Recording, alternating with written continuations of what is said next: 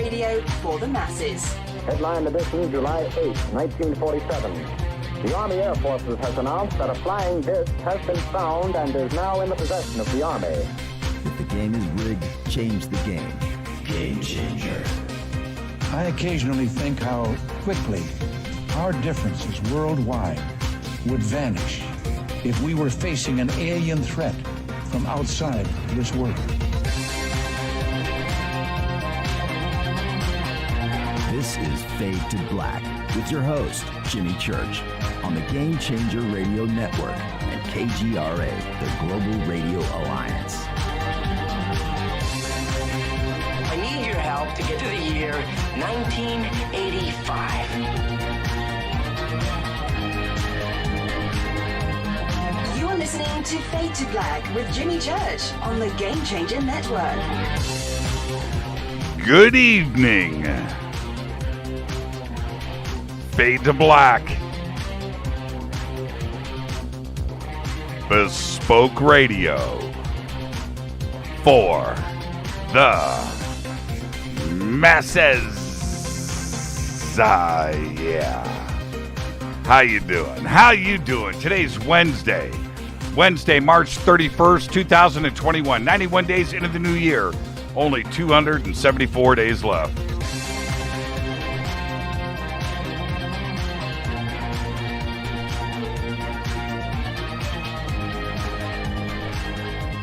We are live from a bunker somewhere in the middle of beautiful downtown, middle of nowhere.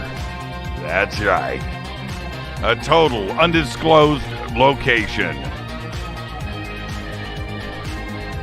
But it is beautiful. That's right.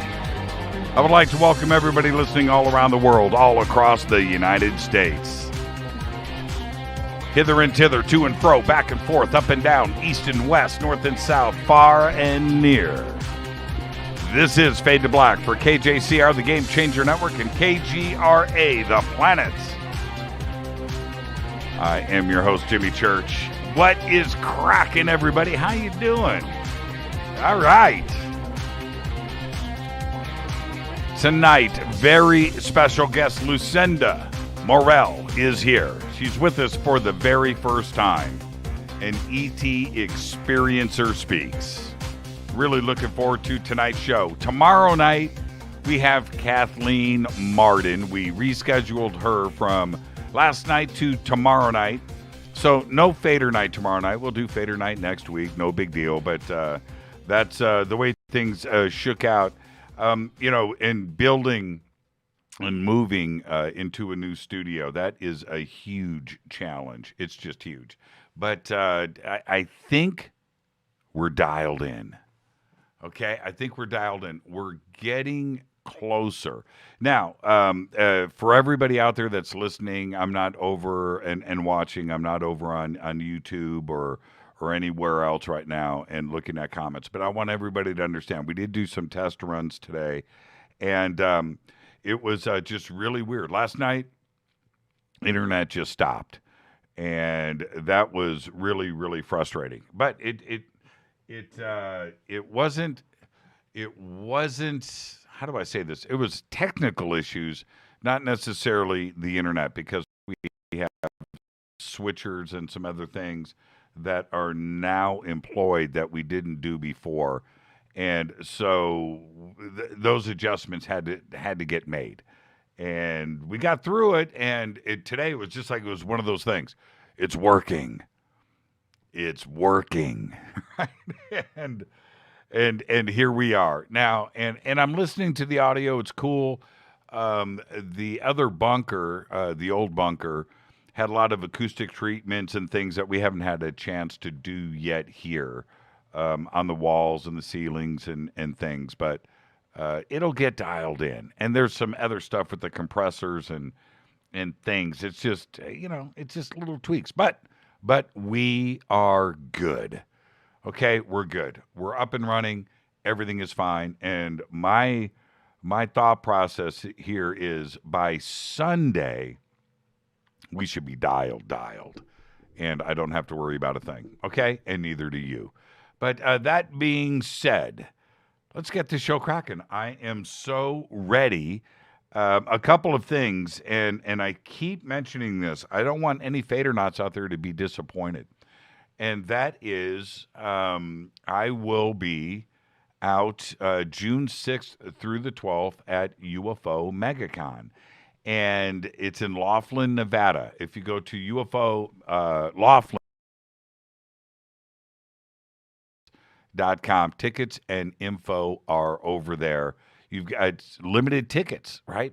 It's still in the middle of this pandemic, but we are able to do a live conference with people. And I'm so looking forward to that. You have no idea. You have no idea how bad I need to hang out with all of you. So I want all those Fade to Black t-shirts there. I want all the hats. I want a full-on 7-day Fadernaut party. I think tomorrow we'll have banners up and commercials will be running and things. But I just don't want it to sell out before you get a chance to get your tickets. Okay, so it's Laughlin, UFO megaconference.com. All right. Follow me on Twitter at JChurchRadio. At JChurchRadio. Follow me there. And, a couple of things. Now, hashtag F2B is the sandbox on Twitter. How is everything sounding and looking? I'm hoping that everything is fine. The Bunker Cam. Facebook, YouTube. Keep me posted, but I think we're good. Okay? I think we are good. But you can let me know right there. And hashtag F2BQ is Fade to Black questions for myself, for Lucinda tonight. You can also email Jimmy at jimmychurchradio.com. With all of that being said, man, I'm excited. Taking a night off last night in that fashion was a drag, and oh, man. So don't think I just relaxed. And calling Kathleen. It was Kathleen who texted me. She said, there's no audio. I was like, oh, man. Oh, man. But anyway, all right. Now, I'm just in a great mood. Okay. Yeah. Okay. So far, so good. That's all I want is so far, so good. If it's so far, so good, it's going to be good for the rest of the night. Oh, man. I can't tell you the amount of coffee I drank today. Okay. Let's get to the breaking news. NASA's Ingenuity helicopter is being lowered from the belly of Perseverance, the rover on Mars. All of this is being done this week as ground teams run through a choreographed long-distance command sequence to safely release the $80 million drone. $80 million for that little helicopter rotorcraft. That's right. They're lowering it to the surface of Mars. The slow, step-by-step deployment is projected to take around 6 days. It's got to go this far. But anyway, 6 days. Assuming that everything goes as planned, the first command uplinked from engineers at NASA's Jet Propulsion Laboratory was to release a launch lock that kept the helicopter firmly attached to the belly of the beast during its journey to Mars. Now, on the day before Perseverance releases the helicopter, it's going to be any time now, the Ingenuity team at JPL will fully charge the helicopter's 6 battery cells using electricity from the rover's plutonium power source. Yeah. Then the rover will sever its connection to the helicopter. That's it, and drop about 5 inches down to the Martian surface. If ground teams determine the deployment sequence is going well, the helicopter could be deposited on the Martian surface by the end of the week. How exciting is that? Now, crazy news today. August 14th is now National Navajo Code Talkers Day in Arizona. How cool is that? After Governor Doug Ducey signed legislation on Monday creating the holiday. The holiday honors the courage and critical role Native American code talkers played during World War II, and that is cool. Now, the world's first COVID vaccine for animals has been registered in Russia. That's right. The country's agriculture watchdog announced everything earlier today, paving the way for an official approval that could help prevent dangerous mutations emerging and spreading around the world. How crazy is that? Let's get this show cracking. Happy birthday to today, Christopher Walken. Christopher Walken is 77. Ewan McGregor today, well, he says he's 49. He's got to be older than that. Almost 10 years younger than me. I'm not buying it. Shirley Jones. Now, I just talked to Ryan Cassidy last week. His mom, today, Shirley Jones, is 86. That's right. Mama Partridge, Shirley Partridge. Angus Young, today, is 75. Bad Company's Mick Ralphs, one of the great guitar players of all time, right there, today is 77. And Warrant guitarist Eric Turner is 57. Our dead guy's birthday today is Johann Sebastian Bach. 1685 to 1750, died at the age of 65. Of course, Johann is regarded as one of the greatest composers of all time, and there is no question about it. He received the title of Royal Court Composer from Augustus III in 1736, and then his health and vision declined in 1749, and he died on July 28th, 1750. On this day in history, one of the biggest days, 1999, The Matrix is released in theaters. More on that in just a bit. Fader fact, William Stevenson. Now, this is the thing. I don't know if the world, and certainly America, the United States, down here, the lower 48, I don't think we appreciate Canada enough in what they've given to the world. Like this Fader fact, William Stevenson, a Canadian, was the real-life inspiration for 007 James Bond. Stevenson, a Canadian, played a key role in the creation of, wait for it, the CIA. Yeah. Tonight, very special guest, Lucinda Morel is here. Really looking forward to this conversation. Lucinda, amongst other things, is an OG fadernaut, number one. Number two, she's part of our very close circle of friends. And number three, I have engaged in a lot of conversation with Lucinda over the years. And what I really appreciate about her is not what you think. So I'm going to say this now before I bring Lucinda on. Lucinda and I kind of grew up the same way. Music, Hollywood, the scene, all of that, and then into this UFO community. And where she is today and what she is doing is absolutely amazing. And it's going to be a really cool night for me to have one of my closest friends on the show for the first time. So tonight, Lucinda Morel joins us. All right, now let me hit this River Moon coffee.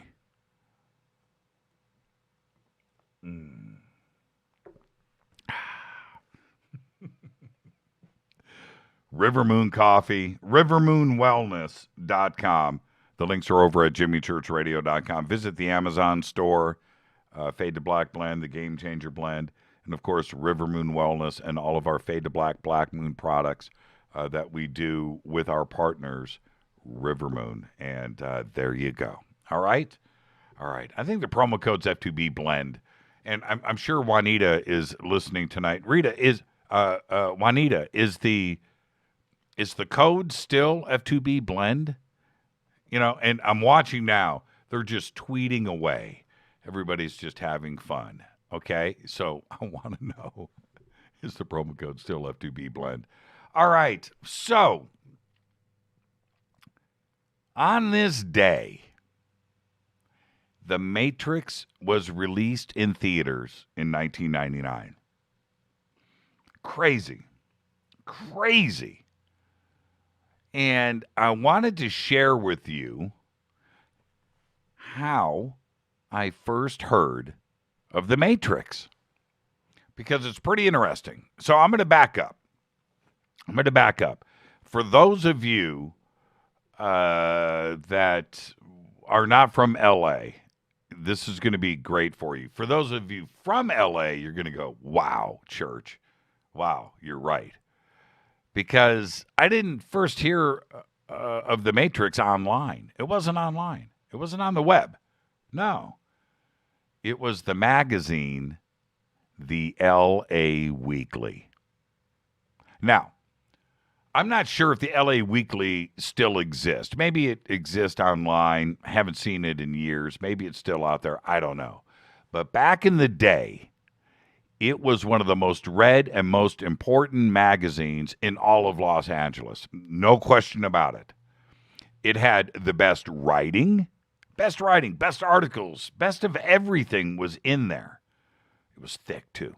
The best advertising, all of it was the classified section in the back, just an amazing, thick weekly magazine. But the best part, it was free. So you can go anywhere, just about, in Los Angeles. Any newsstand, any store, anywhere you went, there was an LA Weekly. You just right there, box, stand, that you grabbed it and you walked. So excited when the new LA Weekly came out. It was just the way that it is. Just an astoundingly great publication. Now, from 1984 until probably around the year 2000, the LA Weekly was in my home. Always had it. Always had the latest issue every single week without fail. Seriously. And it was just like other millions of Angelinos. Everybody was the same way when it came to the LA Weekly. And every section of it was top shelf. Every section. All of it. And the section for movies, and it had theater, and it had books, and investigative reporting, and news. Just an amazing thing. But the movie section was insane, right? It had reviews that were honest.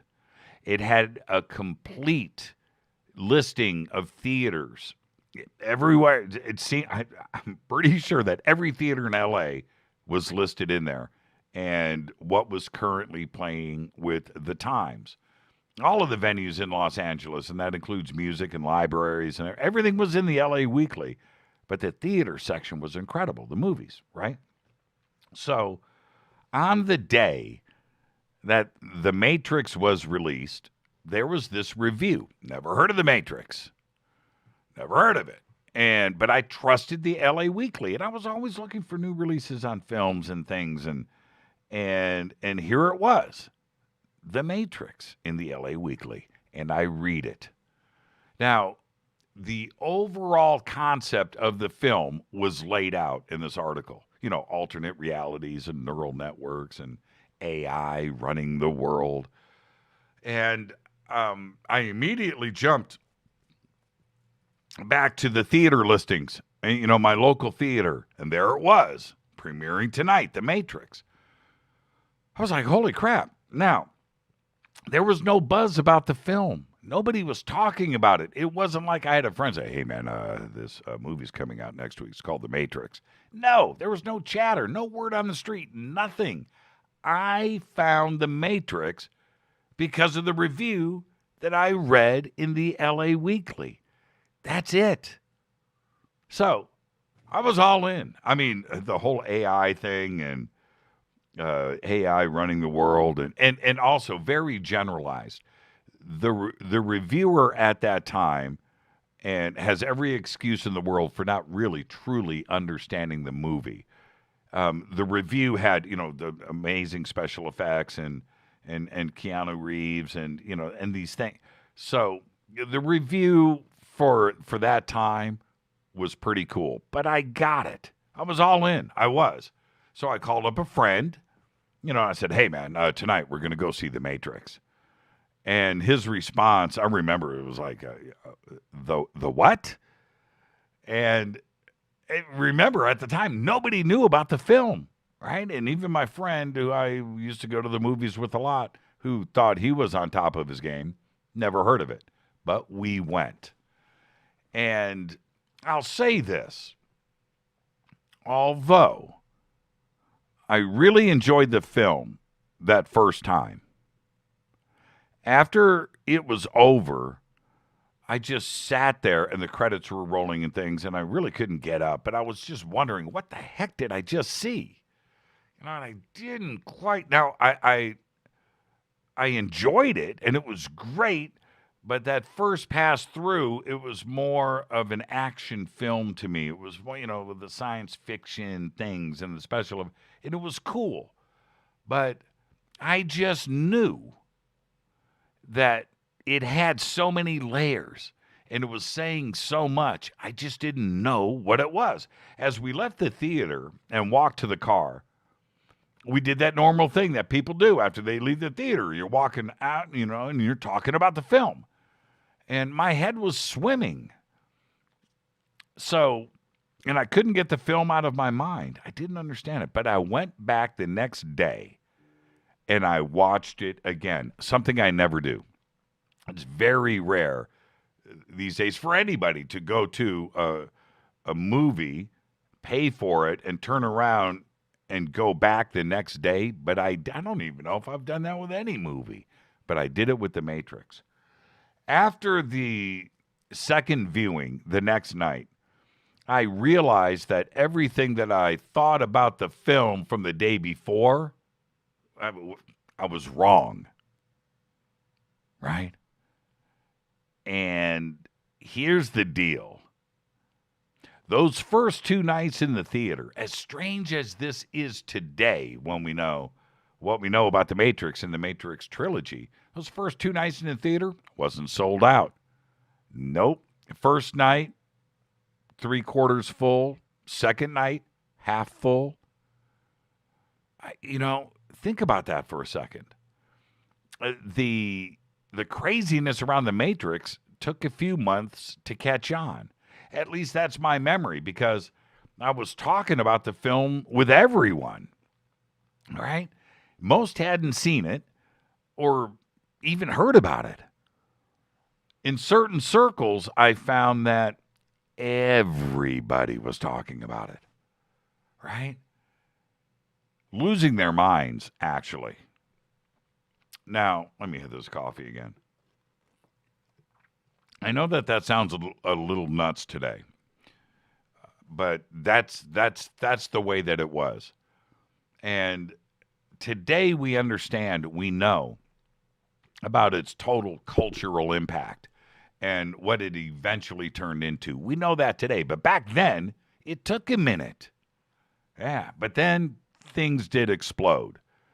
And I remember when I got the DVD, and I couldn't wait for the Matrix DVD to come out. And it did. I watched it every night for a few weeks. This is a fact. I was so into the film. I was reading everything that I could find about it. I was going to all of the fan sites and these theories behind the film. The true meaning of The Matrix started to become clearer to everyone. And then I had my own meaning of the film as well. And I didn't necessarily agree with all of the other takes on the film that are out there. I still don't to this day. The Matrix affected me in my own way. But here's the deal. So many things have become a part of our reality today, and it's words, it's expressions, it's thoughts, it's theories, it's concepts, and of course, pop culture. It's things that are here, that are a part of us because of The Matrix. And one of the best examples that I can give you is the red pill, the blue pill. Red pilling has become such a huge part of what we are today. And I think everyone pretty much knows what the term is. But I would guess that there is a large part of red pill sayers out there that have never even seen The Matrix. Think about that. They don't have any idea where red pill has come from. And I know it sounds crazy, but remember, The Matrix made its debut over 2 decades ago, before Facebook, right? Before Google, before YouTube. And it got so much right. It's unbelievable. If we look at it just in those terms, the whole modern part of society today, we get it. And we think about The Matrix. You got to remember, it was way before. The effect that the film has had on me personally and the rest of the world today, it just cannot be measured. Seriously, it can't. I sat for weeks watching scenes over and over again. I sat in my bed with a laptop, transcribing them word for word, just right there. And sometimes I would print it. It would be there, and I would study them. I've never done this with any other film, any other works of anything, except for maybe Frank Zappa, but that's a whole nother show. But that's how much The Matrix opened up my mind. And you think about it today, where there's a couple of things that happen all the time. Oh, man, this is like The Matrix, right? It's a term now. It's a process. It's an emotion. How many videos on YouTube? How many TV shows have you seen? How many movies where the dripping green numbers and letters and binary code come floating down? Because they know, right? Now, obviously, it's borrowed from The Matrix, but it also starts a thought process. It insinuates something, right? That's how it has become part of our lives, part of culture. It's incredible. And it didn't start out that way. I found it in the LA Weekly. This is Fade to Black. I am your host, Jimmy Church. Tonight, for the first time with us, Lucinda Morel. It's going to be a great show. Really, really looking forward to this conversation. Tomorrow night, no Fader night. No. Tomorrow night, Kathleen Marden is back with us, rescheduled from last night. This is Fade to Black. I am your host, Jimmy Church. I'll be right back after this short break with Lucinda Morel. This is Fade to Black on the Game Changer Network and KGRA, The Planet. I'm your host, Jimmy Church. Follow me on Twitter at JChurchRadio. I'll be right back. Stay with us.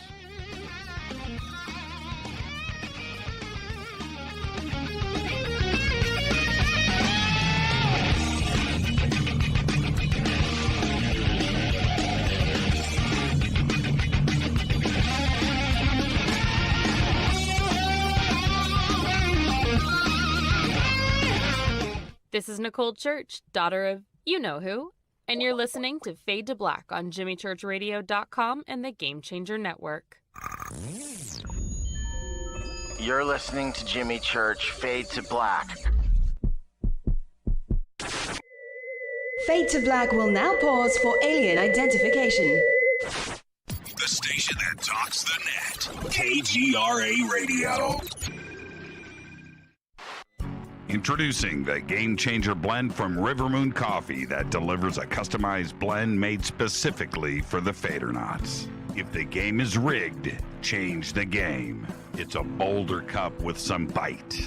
Game Changer is the coffee of choice for those that prefer an organic dark roast that is slightly lighter and milder, but it's still dark. With wild notes of pecans and chocolate with a rich, balanced, full-bodied cup that is roasted to perfection for a great coffee to start your day, as an after-dinner coffee or anywhere in between. Artisan, small batch roasted to perfection. USDA certified organic, all River Moon coffee is freshly roasted and packaged in the USA.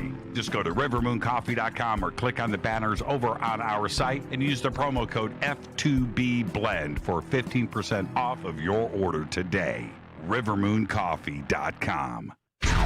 This is the only way forward. This is Fade to Black. Make contact. KGRAradio.com. This is Jimmy Church of Fade to Black, and you can get our podcast for just $2 per month. All you have to do is click on the podcast banner over at jimmychurchradio.com. Hi, folks. It's troubling times, and fear is pushing emotions, which in turn pushes health the wrong direction. Do you ever get an ache because life is uneasy? Try Life Change Tea at gettheti.com. Life Change Tea works on your digestive tract, helping to move food through quicker and comfortably so your health is spot on. Life Change Tea may not help with world issues, but it will help with your digestive issues. A glass a day helps keep the intruders away. So, change your life today. Log on to gettheti.com. That's gettheti.com. If your health game is off, get on by ordering Life Change Tea. Gettheti.com. And while you're on our site, look around at the great non-GMO organic supplements. And if you're a sales shopper, go to our specials page and see what's for you. I've been drinking the tea for 12 years and I'm sure glad for its health benefits. Again, that's gettheti.com. Gettheti.com. The tea that makes you go. Fadernauts. When you think about the future of our country and where we're headed, do you wonder about the food supply? I do. Disruptions in the food supply chain could be disastrous, and they usually occur with little warning. That's why the smartest thing you can do today is to stockpile emergency food, water, and other essentials. I personally recommend My Patriot Supply. They're the nation's largest emergency preparedness company, serving millions of customers for more than a decade. In fact, they're the only source my family trusts for our preparedness plan. You should too. Right now, save 20% off a full 4-week supply of delicious meals that provide 2,000 calories a day. Saving 20% helps too, doesn't it? Especially now. So go to preparewithjimmy.com and get ready. That's preparewithjimmy.com. There's no time to lose. Do it now. 9 out of 10 geneticists agree. Fade to Black is not your father's radio show on the Game Changer Radio Network and KGRA, the planet. Hi, this is Rob Reiner from Anvil, and you're listening to JimmyChurchRadio.com. What's up? I'm Chris. What up? This is Kyle Massey, and you're listening to Jimmy Church Radio.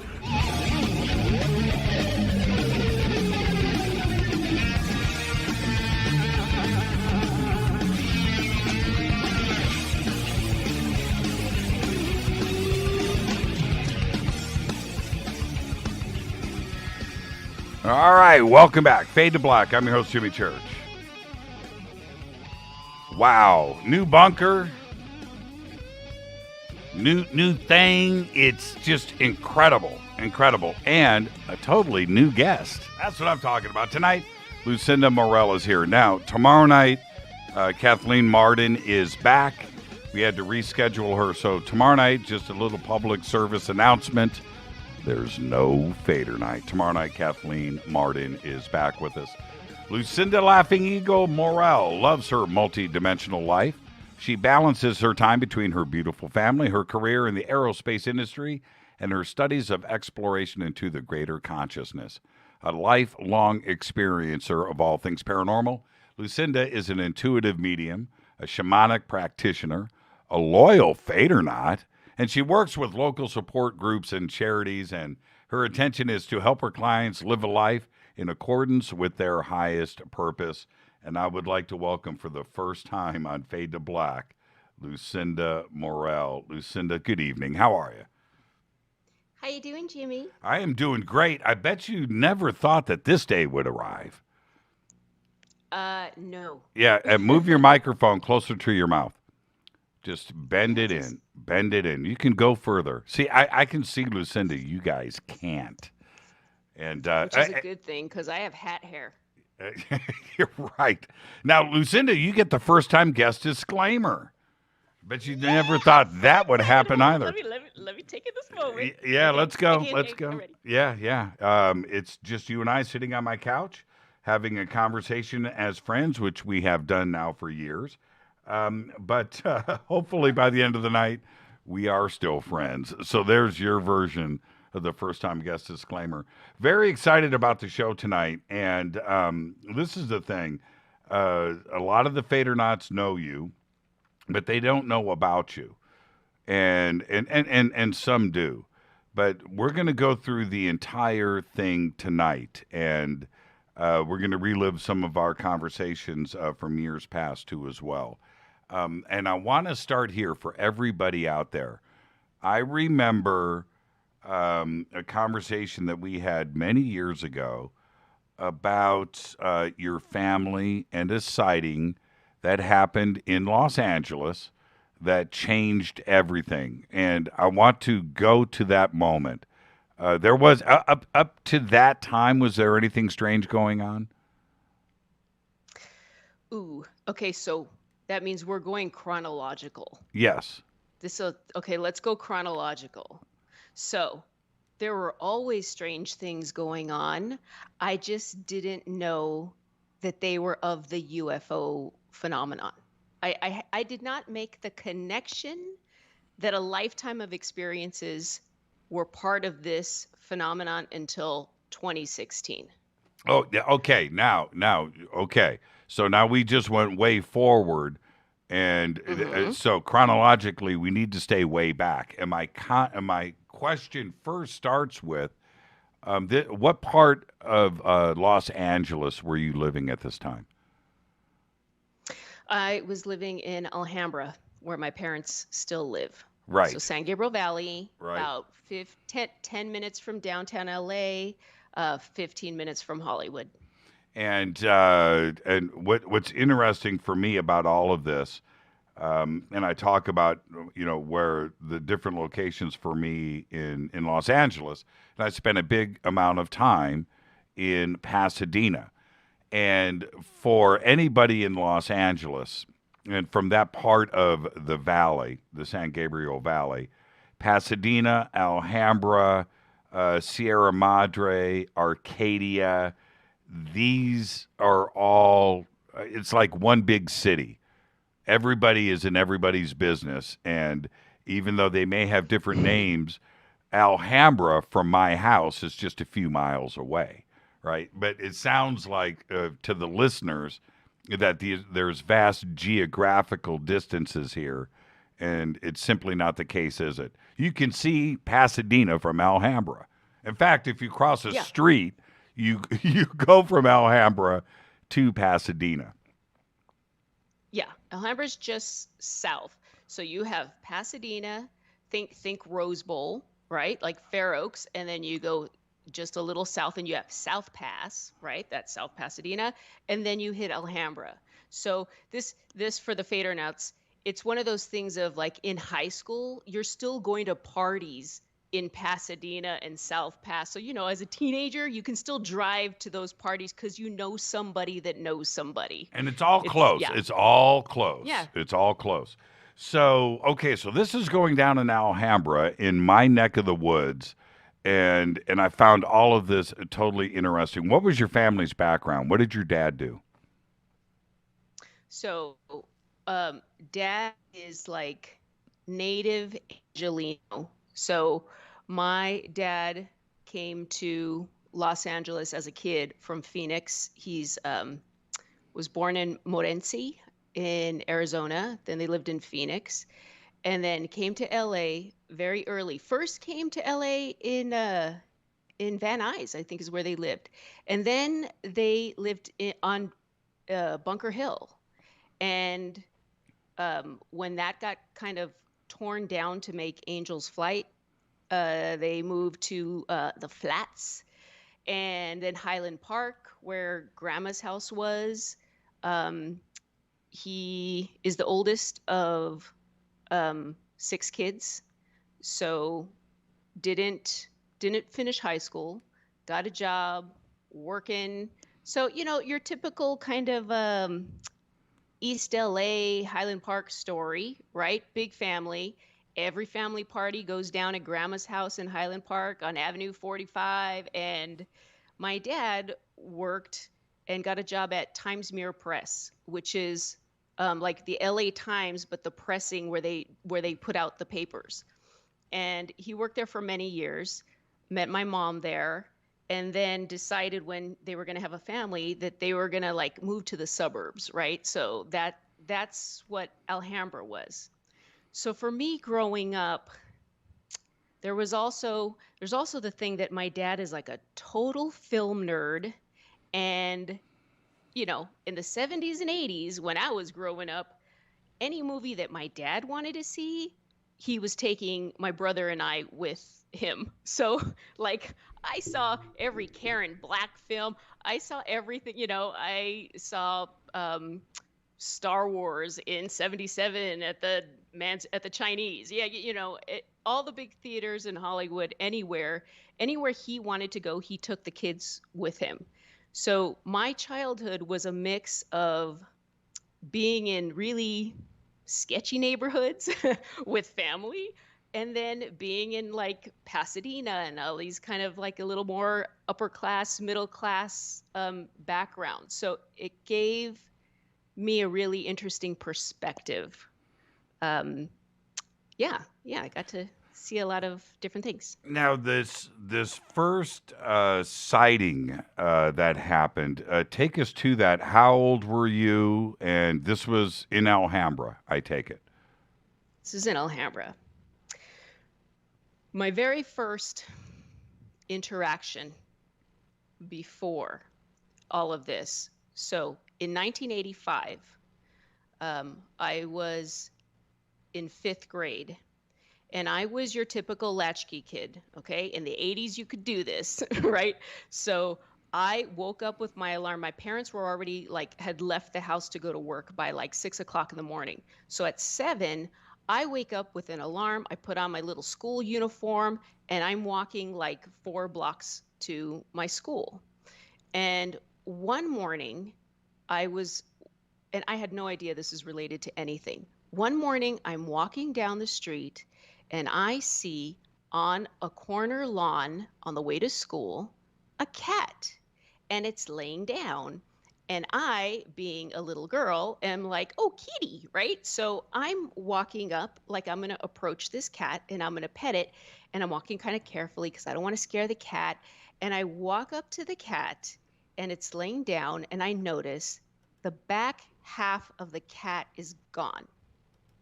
Now, this was jarring to me, not just because, as a girl with family in East LA and seeing a dog attack or a couple of dogs attack in my day, I was no stranger to kind of a rougher life, right? I'd seen a lot of stuff, and I knew what an animal attack looked like. They bite to crush. The rib cage of this cat was clean and glossy. You could see the bone, and it looked shiny like tooth enamel, like a cartoon almost, right? And there was no blood, and the cat looked asleep.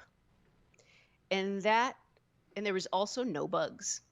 Something about that scene stayed with me forever, and it never left me, because something about that, I just felt really wrong. And I walked to school, and then I didn't talk about it. And then flyers were going up in the neighborhood saying that there's a cat butcher in the neighborhood. Okay, so then, now, a year later, 86, Saturday morning, typical Saturday morning, I wake up, I go out to the front yard. My dad is always with his chair and the newspaper and, in 86, a cigarette and a cup of coffee. And that's what my dad did Saturday morning, out with his plants, right? And he's outside. I go outside and I go, hey, Dad. And he says, hey, did you see a bright light in front of the house? Because the 2 bedrooms, my bedroom was next to my parents' room. And so the 2 front windows face the front of the house. Think of these, 1950s ranch houses, whatever. So I said, no. And he goes, Mija, I had the weirdest dream last night. And he goes, but it didn't feel like a dream, but it had to be a dream. And I was like, ooh, okay, tell me, I'm settling in now. And he said, there was bright light in front of the house. And I went outside to see what it was. And I was on a ship. And I'm thinking, because I have no frame of reference, my mind is thinking a pirate ship. This is when he says I'm on a ship. He's having a dream. He's on a ship. And he goes, no, I was on a spaceship. And then he was telling me about the ship. And he said, I was on the ship and there's these like panels, and it's like a weird windowed TV screen something, but it's like a really clear TV screen. But each panel is a moment in time. And some panels were like something I've never seen before, like another planet or something. And then some were like old, like prehistoric things. And then he goes, I remember I saw one and I could swear it was like a boxer from the 1930s that I recognized, and there were just different panels in time. And he said, and around each panel, he said it was Egyptian writing. That's what he told me. And then he goes, and then I saw them. And I said, who? And he goes, the ones in the ship. And then he like did like a little shiver. He's like, oh, and he just said, their eyes. And I said, what do you mean? And he goes, they have these big black eyes. And he goes, and they talk to you with your mind. And I was like, what are you mean like aliens? And he goes, yeah. And he was just freaking out. And then he kind of told me what they did to him on the ship, which is the classic abduction as we know it now. But at that time, this wasn't in our frame of reference, we weren't really talking about this kind of stuff. Our family used to love to talk about like ghost stories and things like that because they lived in a haunted house at some point, but we never talked about aliens. And so that was just kind of the going thing of like dad's ET abduction dream, right? A year later, 87, I come home from school, again, latchkey kid, come home, get dressed, change out of my uniform, have a snack, and I throw on the TV, and, Channel 7, 3 o'clock, Oprah's on. And Oprah's interviewing a guy named Whitley Strieber. But they show the cover of Communion, and it's a picture that my dad drew of the things on the ship. And I am just like blown away, and I'm like, hold up, what is this? And I'm really excited. And so by the time my dad gets home from work at like 5 o'clock, I like run up to the door and I was like, Dad, there's a thing, and on Oprah, and there's a book, and there's a guy who has seen the ETs, and the same thing happened to him. And let's go to Vroman's. Let's go to Vroman's. Let's get the book, right? Because Vroman's, for those who don't know, is the big bookstore in Pasadena. Colorado Boulevard. Right? And I'm like, okay, let's go to Vroman's. Let's go get the book. And he was like, he kind of stopped and he was like, yeah, no, all right. Well, he kind of gave me the nice dad brush off. Next thing I knew, the book was in the house. So I'm guessing he just didn't want me there when he got it, something like that. So that was that. Now, peppered into this, we've always seen strange lights in the sky, things moving. There was a time that my brother reminded me of, where one day, he was like he was like 20 or something, and he was coming home. My brother was always kind of like moved out of the house, moved back in, move out, and we were just having our young fun lives. I was a teenager. One day, Joe was sleeping on the couch in the living room, and my dad walked out to the front door. And he woke up Joe, and he was like, Joe, do you see this? Come out here and tell me if you see this. What is this? And it was like a cigar-shaped saucer, like in front of the house. And Joe saw it too. And as soon as Joe confirmed it, my dad was like, okay, good. All right, you can go to bed now. Like, he just needed someone else to see it, And that was that. And that was the extent of the UFO talk in my house until 2016. Now, what I find so amazing about this is your dad never. All of this caught you by surprise, right? And for the first time, it's your dad saying, "Hey, I was on a ship. This happened. These creatures and things." That had to have completely, taken you off guard, number one. But number two, what was his demeanor like? Did he change? Was he a crazy guy? Was he somebody that you didn't understand anymore? Was he matter of fact? Take me to that moment, because you must have been completely confused. Yes, but so you have to, I guess, to know that you have to know my dad and I are very close, and we can talk about anything. And my dad has had a lifetime of crazy experiences himself. He just has these crazy stories of incredible luck and just high strangeness, I guess, is in our DNA. And so to the point where it's commonplace. It was not uncommon when Grandma was alive. Every holiday was at Grandma's house, right? So we're in Highland Park for every holiday. For every holiday included, everyone's going to Grandma's house. There's going to be a lot of food. At some point, there's going to be poker. And you bring your money, you get to play. And nobody cares how old you are or what you're going to do. Once you get to the table, you got money, we're playing poker, I'm going to take your money. And so you got to know that going in.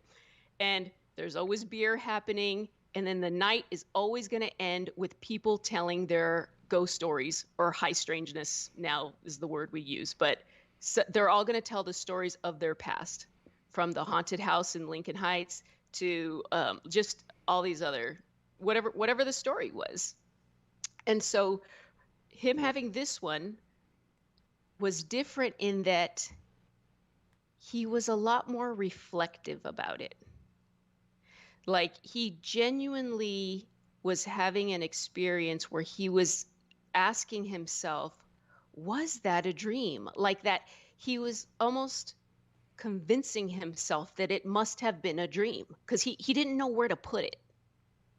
He didn't know what to do with that experience. And I think then, his daughter coming up going, hey, by the way, you're not the only one. That just kind of threw him, I think, but he didn't really talk about it. Did he ever share this story after poker night? Did he share it, with the ghost stories? Did he talk about his trip on the flying saucer? Yeah. He shared it with the brothers and sisters and the nephews and nieces, because there's a lot of cousins, and he shared it, and everyone was just kind of the reaction was I think everything from whoa to damn Lalo, or it's crazy. You're that's our family. Right. Did the cover of the communion book change him? He said that's the one. Those are the ones. And he said it with a little bit of relief, of validation, and just a little bit of what the heck is going on here? Just that. Like dumbfounded, just stunned. The cover of the book stirs emotions with everybody. Still with me today. Somebody Cassandra just posted the cover of Communion here, and it's something that I think affects everybody, and for their own reasons. Now, as we head to a break here, we're going to come back and get into 2016, but I want to set that up. We'll talk about 2016, but between 1988, 1987, 1988, and 2016, we're talking about almost 20 years there, and with no high strangeness, right? Am I understanding this correctly? You're the one that wanted to jump, right? You wanted to jump. Listen, this is UFO wise. 2020 is when I found out I was a medium, and that I thought everybody had voices. You know, there's always this talk about, oh, your inner voice, and I always thought, oh yeah, I got a pretty good inner voice. I got a couple of them. Well, actually, I got a lot of them. Not all of them are me, but you know, like this is my thinking all through my teens and 20s, and I'm getting out of like serious situations because one voice in particular is telling me, you know, I'm walking into a party and I'm hearing, stay away from that one. See that one over there, and go to bed. And this is going on with this one, and don't talk to this one, and move over here. Don't stand here anymore. Walk, like things like that, which I think everybody happens. And so it's not till 2012 that I find out that that's actually called mediumship. And then that's what kind of starts me on my journey. UFO stuff comes in 2016, and you're a huge part of that. Yeah, and it's also very interesting, too, as well, because although I've got to take a quick break, I, in talking to you one night, I thought that you had been listening to Fade to Black and you know, from the start of the show and things, and then you told me how all of this happened, and how Fade to Black happened, and how I came into your life. And I was just blown away by all of that. So we will pick things up in 2016 when we come back right after this short break. This is Fade to Black. I am your host, Jimmy Church. I am looking, am I in the right sequence here? I am. New bunker, Lucinda. Yeah, pretty crazy, Looking huh? good. Yeah. I know that screen in the back. I know that screen. This is Fade to Black. You've sat in front of it many times. I'm your host, Jimmy Church. Our guest tonight, Lucinda Morel. Tomorrow night, rescheduled, Kathleen Martin, who was with us last night, is with us tomorrow. Stay with us. We'll be right back.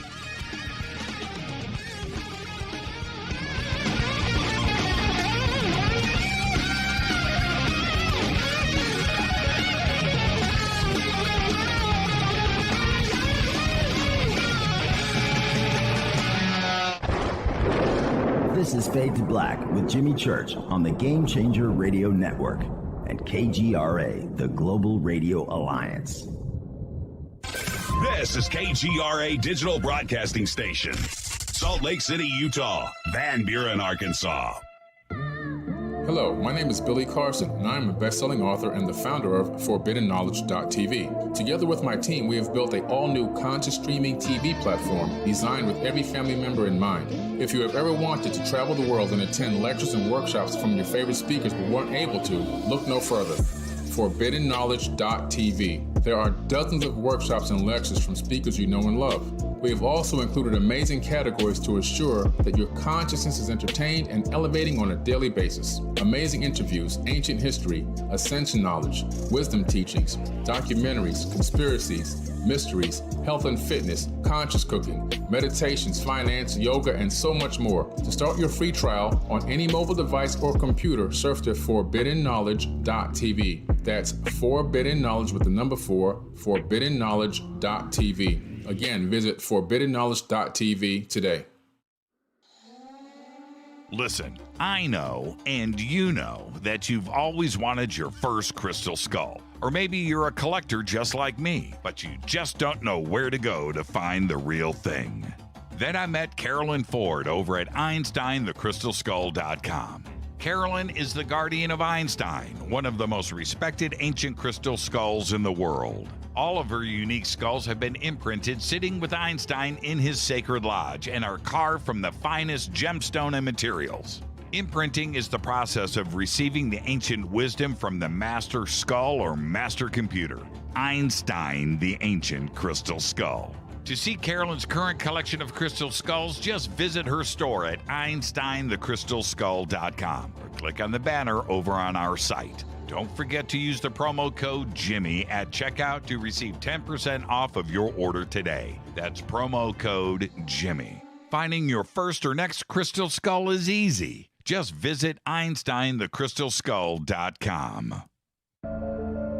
When you take the beans from Central America with dashes of Indonesian and African mixed in and then roast it to the dark side of fade to black, you create the ultimate brew of fringe.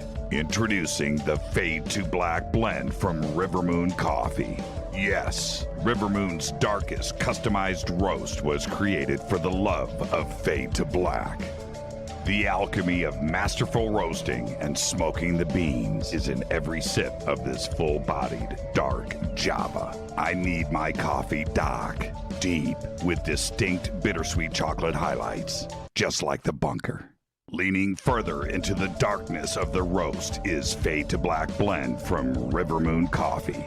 Just click on the banner at jimmychurchradio.com and use the promo code F2BBLEND for 15% off of your order today.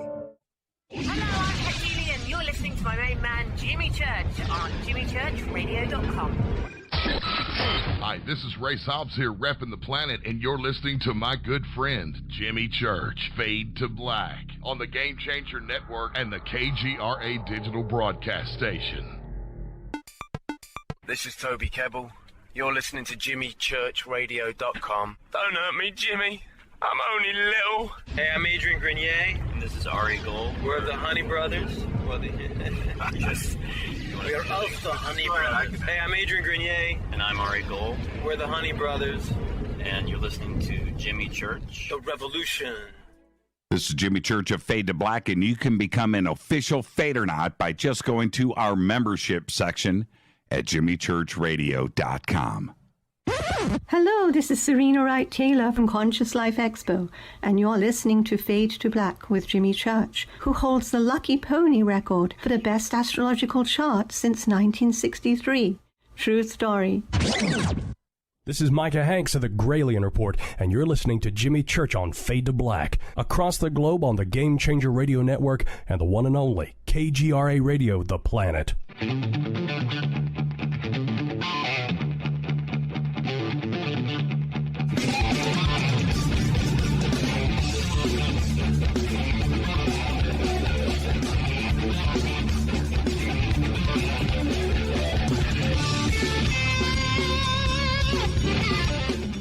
Welcome back, Fade to Black. I am your host, Jimmy Church. Tonight, Lucinda Morel is with us.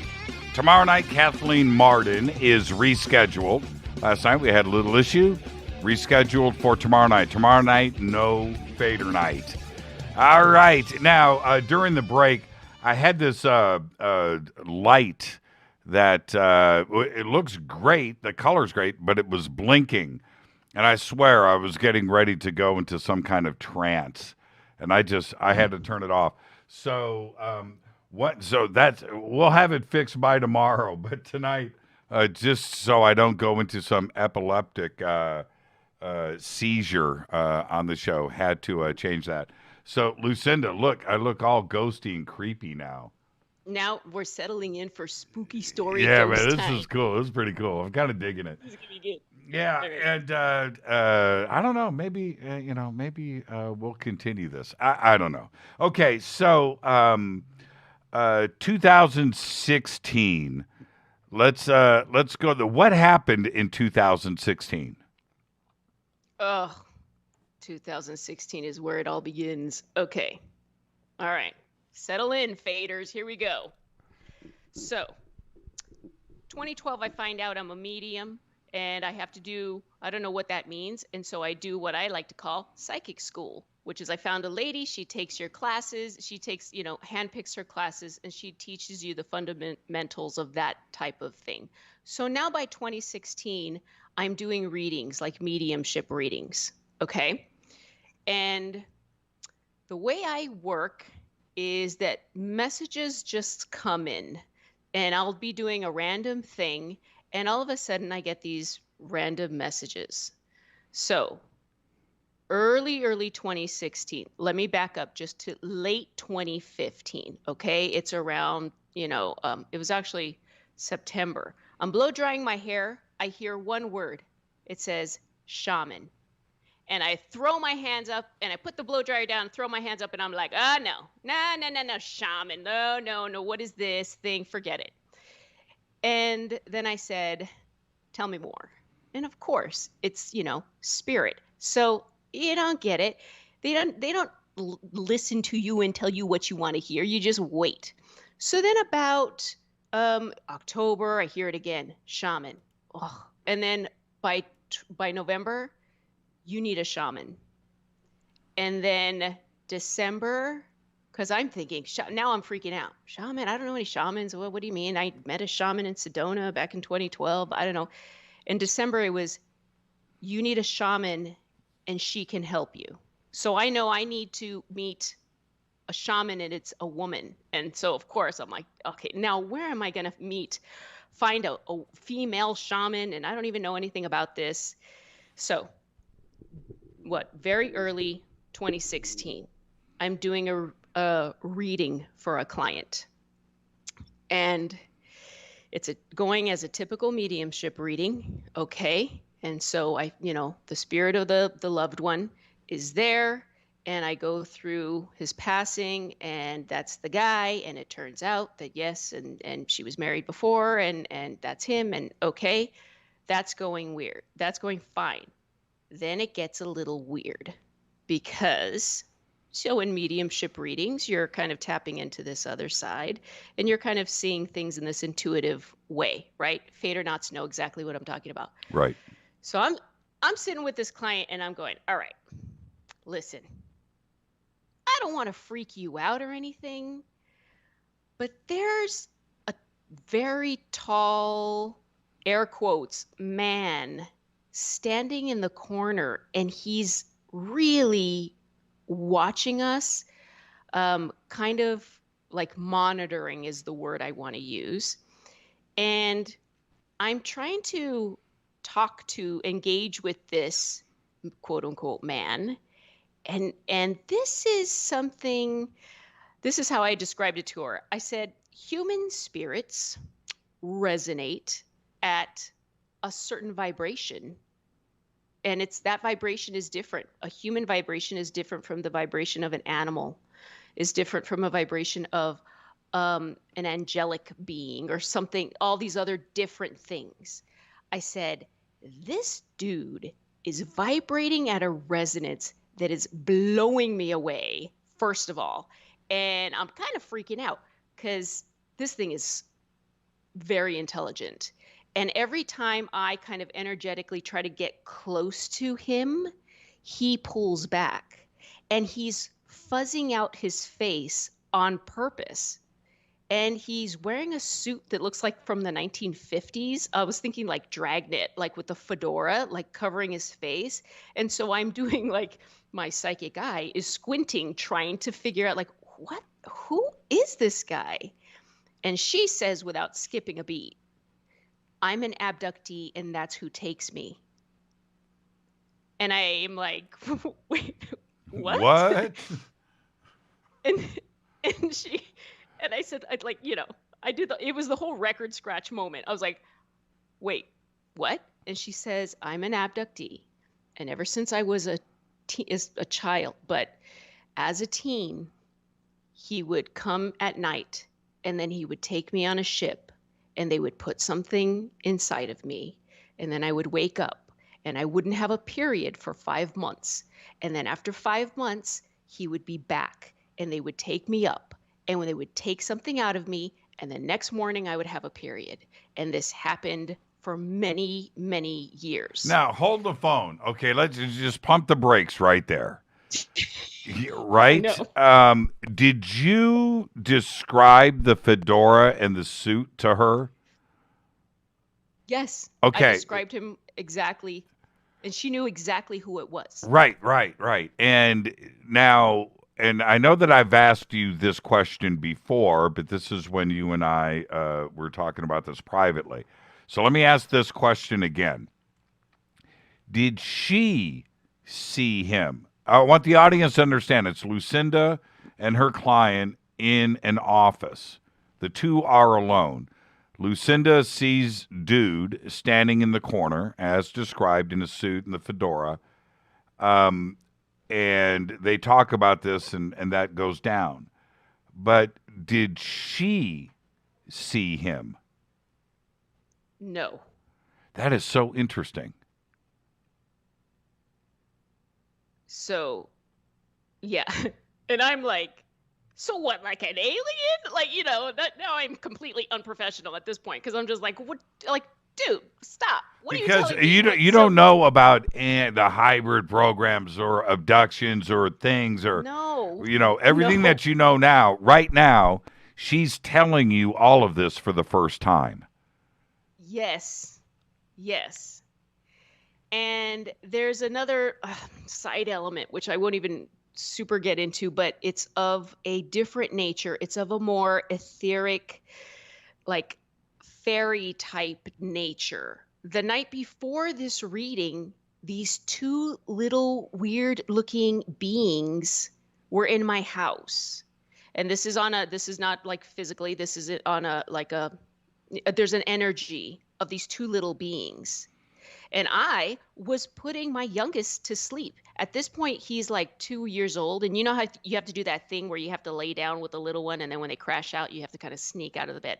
So I'm doing that. And my little one is crashed out. And I'm about to kind of like sneak out of the room. And the door is a little bit ajar. And I see these two grotesquely weird looking beings pop their head into my kid's room. Now, I have serious protections around my house. And so nothing can get in unless if it has malintent, it can't get in. So I'm not worried about what I'm seeing. They look ugly, but their energy is not bad at all. Mm-hmm, they just look really weird. Mm-hmm. And I say, hello. And they say, you're going to see so-and-so tomorrow. And they named the client. And I said, yes. And then poof, they were gone. Now, I without naming, do I know the client? I do. You know of the client. Okay. All right. Of the client. Okay. All right. I'm just curious. Okay. So, what happened? What happened? World, yeah, I know. What happens next? So we have this conversation, and that's when she's telling me her background with the ET stuff. And then I say, as like kind of a throwaway, like the reading's over now and we're sitting at a table, and I say, by the way, these two little things were in my house and they know you. And she froze. And I kind of described them, and she knew exactly who they were. She knew that thing too, right? And so we were both just like, can we just work together a little more? Because we were both in this thing of like, how do you know and how do you know? Like we were syncing on some weird level. And she's the one that said, okay, here's an important part. In that conversation, out of nowhere, here's another thing I threw out. I said, I need a shaman. And she says, I know a really good one and she can help you. And I was like, oh my God, there it is. There's my lady. Right. And so so now we're kind of working together. So now the synchronicities are going to fall like dominoes. Okay, strap in, here we go. She says to me, I know of someone that does hypnotherapy, and I kind of want to go under hypnosis to work on my abduction stuff. And her name is Yvonne Smith. And the first thing out of my mouth without thinking is, this lady does hypnotherapy for abductees?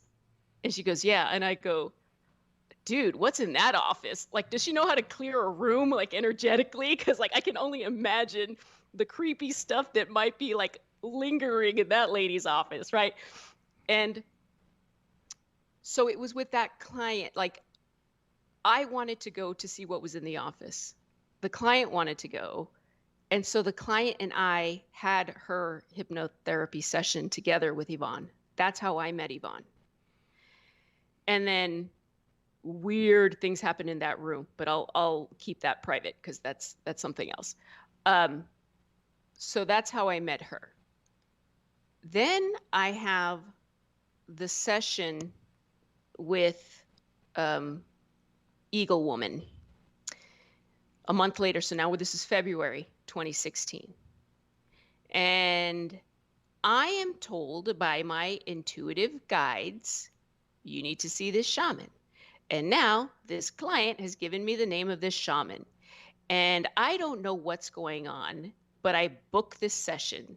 And I'm thinking, I'm pretty embarrassed now because I just booked this session with this shaman and I have no idea what I'm supposed to do.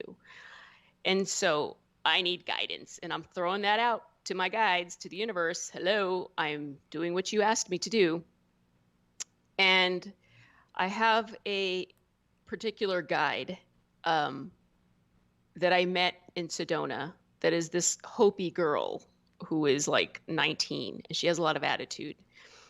She comes back to me and she says, tell the shaman you need your name. Tell her it's time to get your name. And I'm like, okay, what is that? I don't know what that is. Yeah, what is that? Tell her you need your name. It's time. And of course, this particular spirit is very kind of ornery and has a lot of a lot of teen attitude, let me tell you. And so she's just like, yeah, you should have had it by now. And so I get scolded by this particular spirit every time. I have the session with Eagle Woman. She says something very interesting to me, which is that, and I'll never forget this, and I do this to this day. She says, there are light workers in the world, and they are wonderful. And there is a wonderful place for light workers in this world. But we are shaman. We go into the dark places. We have to keep the light in our heart because we have to go into the dark places and pull those out that need help. And immediately, Jimmy, and you're going to understand this, I go back to the punk rock days, right? Which we can talk about that. But anyway, I go back to the punk rock days of back in the day, you jumped in the pit. We didn't call it a mosh pit. That happened with grunge people. That was a 90s thing. Mm-hmm. Back in the 80s, you jumped in the pit. You got in the pit. And there's this moment in the pit where there's chaos all around you and people are falling over, are just stage diving and falling over you, and everything is sheer like adrenaline, angst, chaos, yet you're flowing in it. And there's something really beautiful about being in chaos but flowing with these people, because the chaos is not at you. It's just with you. Right. And that's what I understood when she told me about shamanism. And I was like, I know this. This is punk rock shamanism then to me, because I know this already. And so I told her, I need a name.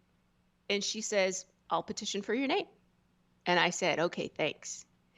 And then after the session, I'm putting my shoes on, and she's kind of inside this curtain, and the apprentice is on the outside, like in this lobby, and I'm with the apprentice, and she's bringing me water, and the shaman says, oh, by the way, don't forget, I'm going to petition for your name.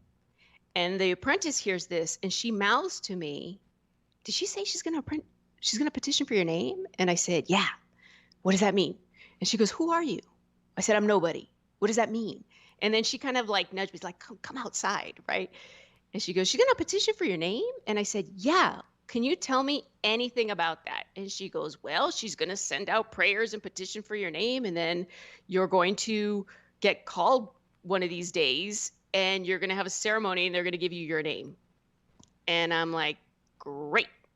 I still don't have any idea what's going on, because now I'm getting deep into this UFO thing.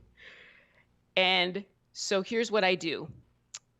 I see that contact in the desert is going to be in Joshua Tree. I used to go hiking in Joshua Tree. I miss Joshua Tree. I'm like, you know what? I'm going to go to this contact in the desert thing. I buy a ticket. I book a hotel.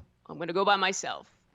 I like plan this solo trip on a weekend for Contact in the Desert. And then of course, like the days go by and I'm like, I don't know any of these speakers. Contact in the Desert. Like, I don't know what I'm doing. I'm just exploring this UFO world, like full on. And so I see a name and it's Linda Moulton Howe on the flyer. And I guess it catches me because it's the 3-name, name. And I go on YouTube and there's a Fade to Black with Linda Moulton Howe. Like, you had just interviewed her. And so I go, oh, okay, so this is good. This is some sort of radio interview with Linda Moulton Howe. I'm going to listen to this. I put it on, and I'm not kidding, Jimmy. She's talking about the half-cap phenomenon. I remember that show. You've never told me this, by the way. This is the first time I'm hearing about this. But yeah, that half-cat show not only freaked me out, but the audience too as well. And I don't know about this is great. This is the first time I'm hearing this. Okay, so it's the Linda Moulton Howe half-cat show. Half-cat show. I'm yelling at you and the radio and Linda. And she's saying, and they have been sightings in Costa Mesa and Orange County. And I'm going, in Alhambra, in 85, and I've seen it. And I know. And she's talking about everything I've seen. And I am just thinking, holy crap, that's part of this UFO thing? Like I had no idea. And so now, and that's, okay. I get to Contact in the Desert. Those that have been there, you go in the beginning and you do that little registration thing and you get your packet and you get your wristband. I do that. Okay, here I am. I still have no idea what I'm going to do. I take 3 steps forward, and who's like a black cat crossing my path? There's Jimmy Church walks right by me. Oh, really? Just like walk. Okay. You walked right in front of me. Okay. And I go, and I'm just thinking, oh, I think I know that guy. I think that's the radio guy, right? And so I go in. I listen to some lectures, and I see, they have an experiencer cafe type thing. I remember that. Yes. At lunch. And so I told my story of how I became a medium and basically what got me to Contact in the Desert in the story of this client. And Alan Steinfeld was listening in. And Alan says, oh my God, you have to tell Whitley. You have to tell Whitley this story. He needs to hear this story. You should tell Linda too. And so fast forward, like that night. So I said, okay, sure, whatever. I exchanged numbers with Alan and he wants to interview me for New Realities. Okay, great. So that night I'm walking, what was that big arena that had, that inside where they had the cocktail thing at night? You know the one I'm talking about? Yeah, the dome. Yes, the dome. Okay. So it's nighttime. I'm walking around the dome. Everyone's in the dome having that party, but I don't have a ticket for that dome party thing. I walk around, and outside the dome in the back in a chair, sitting by herself eating, is Linda Moulton Howe. And I say, oh, hi. I've seen a half-cat. My dad said it was abducted by a UFO. Like, I just kind of pour my heart out to Linda, and she's like, without skipping a beat, she's in full reporter mode. Tell me what you saw. Did your father draw any pictures of the hieroglyphs and around the border? How did it look? Tell me about the craft. What did they do to him? She's just like boom, boom, boom. And I'm loving this because she is not looking at me like I'm crazy. She's not she doesn't care about her taco anymore or whatever it was she was eating. She's just fully engaged in this total stranger that has had weird experiences. And for that, I will always love Linda. And I tell her that story. And then she says, I'd like to talk to you more. That doesn't actually happen, but we say, yes, okay, I'm planning this. Because again, I got no idea what I'm doing. The next day, in a golf cart, rolls up Alan Steinfeld with Linda Moulton Howe, and he says, jump in. We're going over to the Gaia Studios. I'm going to introduce you to Whitley. And I say, okay. And now, from nowhere, Jimmy, I find myself in a golf cart with Alan Steinfeld and Linda Moulton Howe. We're going to go meet Whitley. I did meet Whitley, but they were recording, and Whitley did this thing where he was just like, don't tell me. We'll maybe we can do it on the show. I want it to be fresh. I don't want to know anything. And to this day, I have not told Whitley that story, even though we've been to like Pine Ridge together and done all these. Right. But Whitley still doesn't know that. The synchronicities just kept like rolling after that. I remember Whitley was recording in that tent. Yeah. Yeah, right next to the amphitheater. I was there for a minute, and you and I did not meet, right? Paths had crossed right then. Yeah, very, very interesting. Here's the funny thing. Oh wait, let me add this one part. Sure. Because this is another thing you don't know. You were in, what's that behind the dome? There was the yellow brick building where you did the show all the time. Yes. Okay. So you're in that room and Fade to Black is live. I'm outside that room and I meet two ladies and we're having this great conversation and we become friends. And those two ladies are Rita and Nancy. So I met Rita and Nancy having no idea that you were at all connected with them. And it took a long time before I was like, oh, Rita does something with Fade to Black. I was like, oh, what do you do? I literally had no clue. The things that happened and continue to happen after this are absolutely mind-blowing. I want everybody to stay right there. We need to take a quick break. And when we come back, we're going to continue. The other parts of this, for me, Lucinda, is that you have an open mind. You are doing things to help others, and you're moving things forward.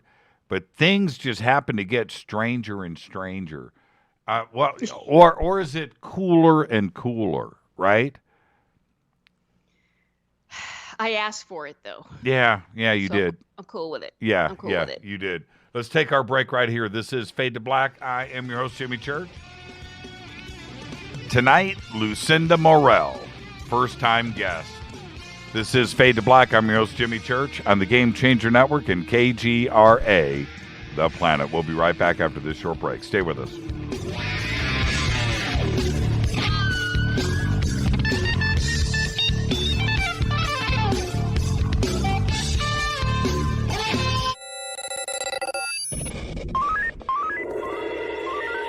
Way out here, we listen to Jimmy Church. You're listening to Fade to Black. Always on the edge of the hottest alternative talk. Jimmy Church with Fade to Black. KGRARadio.com. ¿Qué tal, mis amigos? Yo soy Mario Carson, el tiburón, y los invito para que escuchen a mi buen amigo Jimmy Church Radio. ¡Claro que sí! Do you want to be an official fadernaut? Of course you do. This is Jimmy Church of Fade to Black. Just go to our membership section at jimmychurchradio.com. Fadernauts. When you think about the future of our country and where we're headed, do you wonder about the food supply? I do. Disruptions in the food supply chain could be disastrous, and they usually occur with little warning. That's why the smartest thing you can do today is to stockpile emergency food, water, and other essentials. I personally recommend My Patriot Supply. They're the nation's largest emergency preparedness company, serving millions of customers for more than a decade. In fact, they're the only source my family trusts for our preparedness plan. You should too. Right now, save 20% off a full 4-week supply of delicious meals that provide 2,000 calories a day. Saving 20% helps too, doesn't it? Especially now. So go to preparewithjimmy.com and get ready. That's preparewithjimmy.com. There's no time to lose. Do it now. So, you love talk radio? Then you'll love TalkStreamLive.com. TalkStream Live is always on, 24/7, with the best streaming talk shows. Find your favorite talkers and discover some new ones. It's free, readily available online or on mobile with any smartphone or tablet. Finding your favorite talk shows all in one place has gotten a whole lot easier. Just go to TalkStreamLive.com. Be sure to download the free apps from Google Play or the iTunes App Store. You listen to us, and we listen to you. And so does the CIA. KGRARadio.com. You are listening to Fade to Black with Jimmy Church on the Game Changer Network. Oi, oi, I'm Reese Evans. You're listening to Jimmy Church. This is Revolution. The revolution will not be televised. The revolution is on radio. Ciao.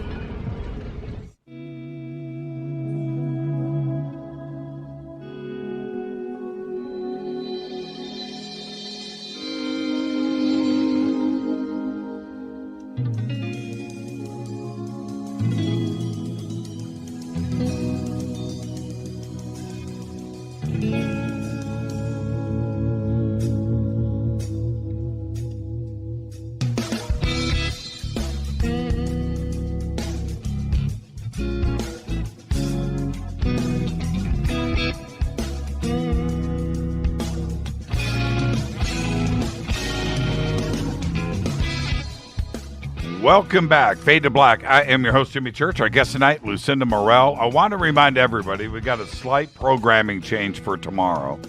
Kathleen Martin is with us tomorrow night. No Fader night, okay? We had to reschedule. We did have a snafu. Remember, we've just built a new studio. We're going through some growing pains and some other stuff. And last night, through all of that, with other things that were going on, we lost the internet. But Kathleen is available tomorrow night. And this is the other thing. Kathleen's got 2 interviews she's doing tomorrow and 2 shows. And ours is first, and then she's got a late night show after that. And for her to make those arrangements and come back to us means everything. So tomorrow night, Kathleen Martin. Tonight, Lucinda Morel. And before I get back to Lucinda, I want to talk to you about Virtual Shield VPN. And right now, Virtual Shield, we've got a new bunker. We're in an undisclosed private location. We're totally secure. And part of that security is Virtual Shield VPN. And when we moved the bunker, everybody, and got the new computers in and fired everything up, they all said, hey, you've got a different location. It was incredible to see the automation come in and for me to go back into lockdown with Virtual Shield VPN. Totally private. Your internet search history, your traffic, everything that you do is private. Nobody knows. Nobody is spying on you. It's simple to get. You have to have your own VPN. First, you can go to virtualshield.com/fade to black. That's easy. If you don't want to type into your browser, go and click in the video description box below. You'll see Virtual Shield VPN right there. Do it, and you will get Virtual Shield VPN, no joke, for 50% off today. Right now, go and get Virtual Shield VPN. Our guest tonight is Lucinda Morel. Now, Lucinda, going back to all of these strange synchronicities that are flying about you back in 2016, now, there's another thing that happens. You become part of the UFO community, right? You're making friends. You're meeting people for the first time. And you start to find out that your experiences are not unique, are they? And that you've got friends out there and you can share your experiences with them, but that there is a whole world out there, isn't it? There's 2 worlds, because at the time, when I found out I was a medium, I went to what I call psychic school, which is just my fun name for it. So when I started tapping into this shamanic thing, I said, I need to go to shaman school. And now I know that I needed those shamanic teachings to navigate this, or my role or place in this UFO field. They go together. So it's, again, here's what I know. Every problem is an invitation. Everything that triggers you is an invitation. Everything that makes you mad or angry or sad or anything with a heightened emotion is just a heightened energetic vibration. That is an invitation.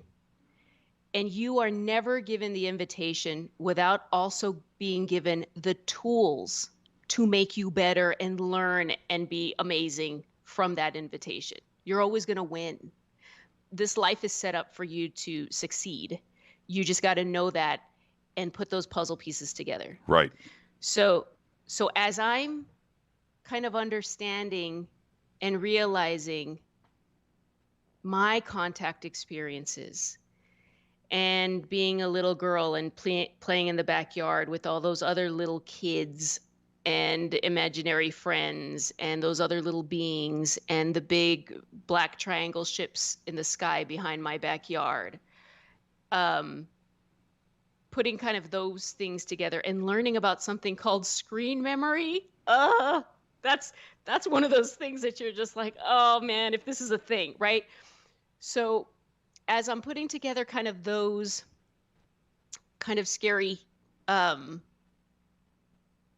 stories, I also have this shamanic training that is happening and journeying and kind of understanding the greater world. And I'm making these amazing friends in the UFO community, which, and you're one of them, but I'm meeting these wonderful people, and I'm realizing like just like Yvonne says, these people are from all walks of life.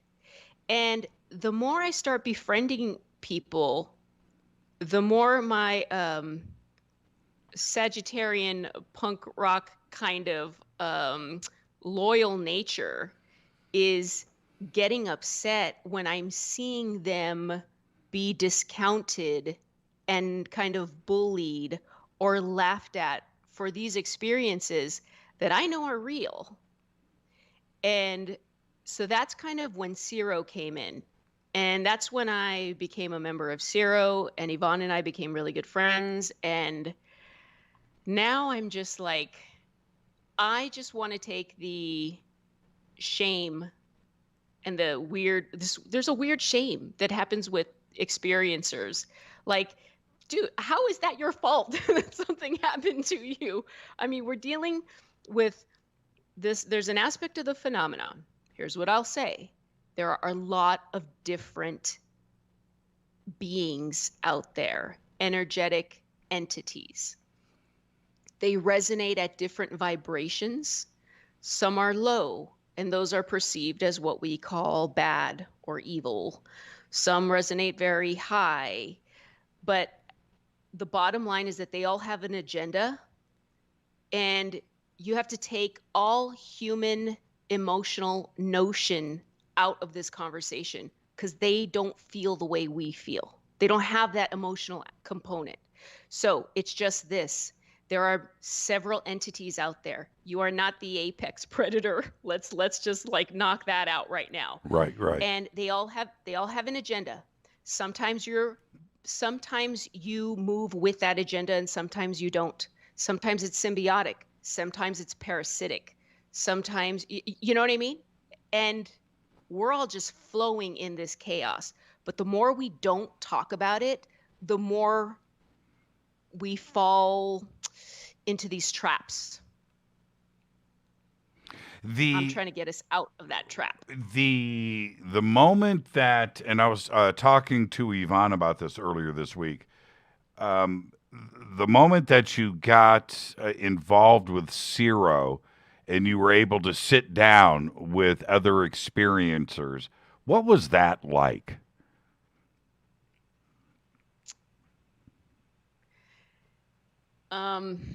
Okay, so there's an interesting component, and I don't know if this is because I'm to my knowledge, to my knowledge, second generation experiencer, or if this is just me having some sort of weird mental defense mechanism or some traumatic response, I still don't know.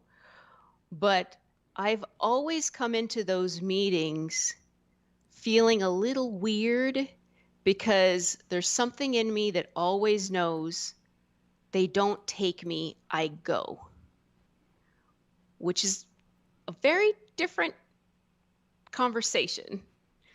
So it was hard for me to put myself in the context of these people because, and then, I don't want to go down that path yet. Here's the thing. I'm just there to listen. I share my stories and they share their stories, and we have these great conversations. It's the kind of conversation that I wish was happening in our external world a lot more, where people can disagree and say, that's not how I see it, but I respect your opinion. And when we're done, we still come out of there and we're friends. You know, it's an open, safe space for conversation. Now, for the audience, now I'm sure that they're, especially after the conversation I just had with Yvonne, is saying to themselves, wait a minute. Lucinda doesn't qualify as an experiencer. We haven't heard anything. Her dad saw something. Her brother saw something. But Lucinda, how does she get into zero? Right? What qualifies you as an experiencer? So we've got to cross that. We've got to cross that line right now. Why are you an experiencer? So I've had a lifetime of experiences. They happen in different ways. Here's what you got to know about the phenomena in general. It will always give a back door. If I was a very intelligent ET being and I was watching and monitoring these things we call humans, and I was fascinated with this notion of free will, and I was watching these little beings that have free will, and I wanted to kind of see what they do, I would always leave something. So I would give them a crazy experiences and contact them and show a little ET being in the house. But I'd make it on a night where maybe they drank a little too much. Do you know what I mean? Always leave a little back door for doubt. And so I play with that a lot. And that's always my go-to, right? Because I like to, I try to vet everything in my head. What was that? What happened? Personally, I'll tell you I had a dream even last night, but they come to me in dream time a lot. And I don't know why, but dream time is kind of my jam. Now, the last experience I had was a few years ago when we were camping in the Redwoods. Already, everyone's like, oh, camping in the Redwoods. We went camping in the Redwoods 2 years ago, summertime. And so I have a husband and I have 3 little boys. So 2 tents, picture this, Redwoods, 2 tents. My husband and older son are in one tent right next to me. And I've got the 2 little boys in my tent. And I'm sleeping right by the door. And it's one of these tents where the top is mesh, and so you can see the stars. And it's beautiful because you can see, and we're me and the 2 little ones, and we're, all in our jammies, and we're laying on our backs, looking up at the stars, and you could see like the canopy of the redwoods over you. And so they're kind of like, there's trees on to the left and to the right, and in the middle is this strip of stars, and it's a beautiful night. And you can hear the camper van, like if, you can hear the other campers, you hear a dog barking and you hear crickets, and it's the typical night. And we go to sleep. And then I'm still laying on my back. And it's like this, it's like akin to somebody shining a mag light in your face. So I wake up kind of squinting, looking up.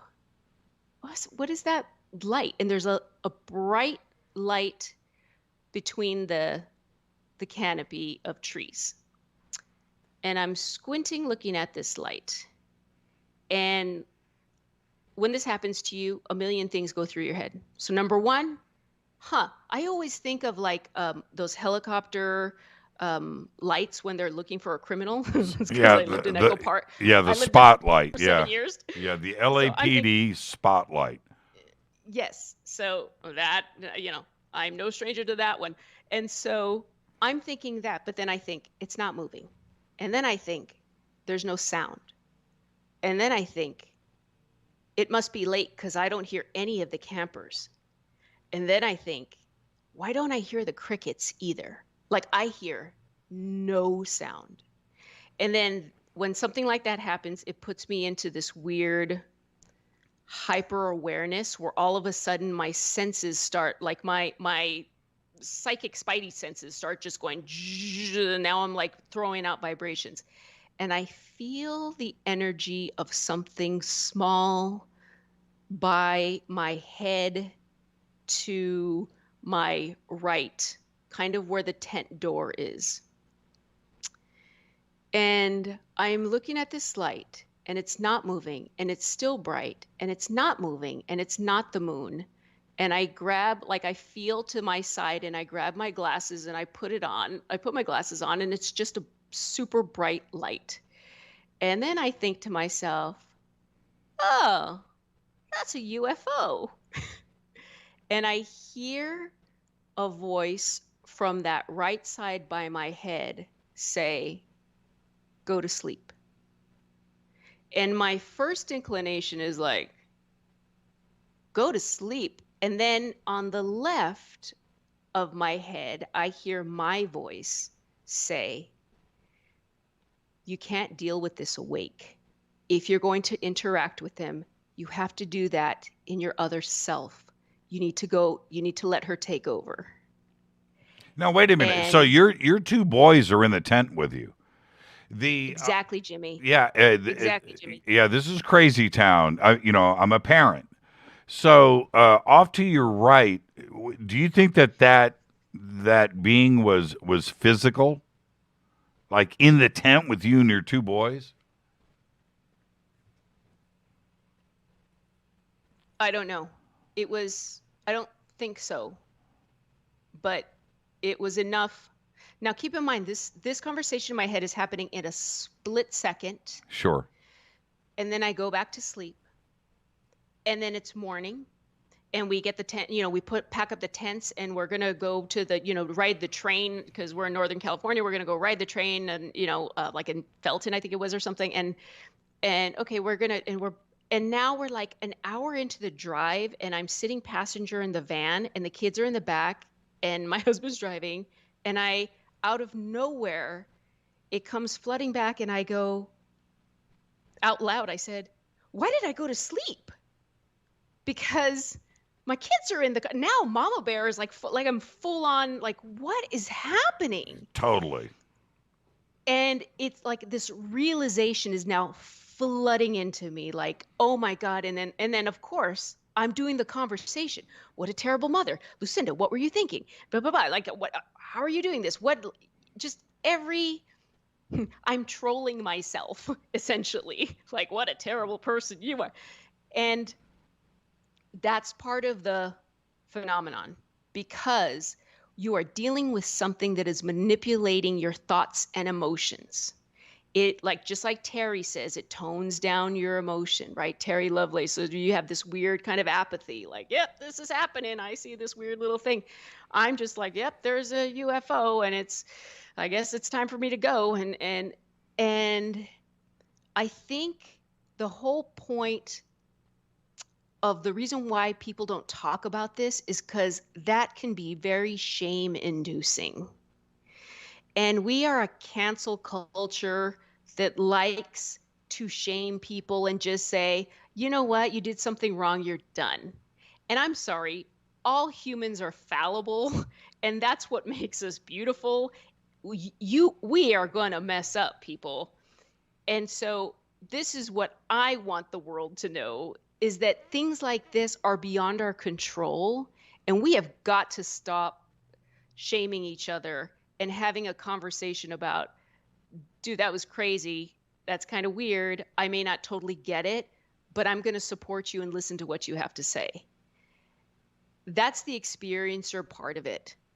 And that's what's really motivating me right now. I just want to take the shame out of it. There's a component to this that I want to address rather directly, and for the audience to understand who you are. I'm not going to disclose anything radical here, but you are a professional in the aerospace industry, number one, and so is your husband. You've got 3 beautiful sons that I know, I've met, I've broke bread with. You have a very nice home, nice piece of property. Things are going on. But if I'm driving down the road and I'm driving past your home and I see you and your husband out in the yard with your 3 kids, I'm thinking, that's a very successful professional couple. Look at the pad. Look at the kids. Wow. But what doesn't enter my mind is you are an experiencer that is doing things in this community. You're going to be on a radio show like this, right? That doesn't enter people's minds. And it could be anybody, including the perfect family living on a ranch, right? There is no discrimination here. Not only that, but if you see us, I think you would think that we would judge something like that. And that, like, we would be the kind of people that you wouldn't tell them you had this experience. Right. Well, what about, okay, so let's take things a step further. What about your coworkers? Do they know anything about this? Do you tell them, hey, tonight I'm on Fade to Black. You got to listen in. Yeah, I posted it on Facebook. Yeah, listen, this goes back again to the punk rock roots, right? You don't give a crap? No, the punk rock roots are like, don't give like, a crap. I don't give a crap. Like, and so people, I have I have one coworker who saw Close Encounters of the Fourth Kind and was so terrified that when I even bring up this subject, he's just like, I'm out. He can't deal with it, right? And I have some that ask me questions. These are coworkers, right? And these are engineers, so every conversation, when it starts getting deep, the whiteboard's coming out with the little whiteboard erasers, and they're going to start drawing, schematics of propulsion systems to try to figure out why I saw the craft that I saw that totally took off at this insane angle. I ask those kinds of questions all the time. Now, I love my job. I love my people. Okay, fair enough. Now, as you start to go through this journey, you've got Yvonne Smith, you've got the fadernaut, you've got Fade to Black. You're hanging out now. You're going to all the conferences. You're coming to all the dinners over at the house, and you're meeting everybody. How has that journey been, and the community itself? Bringing you into the community and the acceptance. How's that been over the last few years? It's been really, first and foremost, it's lovely. It's wonderful to just engage with these people. I'm seeing, okay, so now I've been in it enough, right? Like, I had the second time I went to Contact in the Desert, I looked at the program and I saw a couple of names. I don't know if you even want me to name them. I saw a couple of names on the program, and immediately the voice in my head said, "Not yet." And I was like, really? Because these people are pretty popular and everybody's kind of really into this storyline. Not yet. All right. The year that I went back, the next year at Contact in the Desert is when it moved to the Renaissance. Okay, so now I'm driving to Palm Desert. And I do this thing as I'm driving, because, busy mom, like I can't think to myself until I get in the car and I'm going to make that drive right to the desert. So now I can kind of think and plan my days and so who do I want? What lectures do I want to go to? And I said to myself, I thought to myself, what about this so-and-so and so-and-so, people in the community? And then it said, now you're ready. And I knew something was interesting with that because as I was packing for that conference, I was guided to bring my red box. And my red box is where I keep a lot of my shamanic supplies, okay? And so I thought, why am I bringing my red box to Contact in the Desert? But no, bring the red box. Interestingly, and the way the synchronicity works, I go to the conference, I check in, and that first night, it's like the Thursday night, whatever, and I make a friend.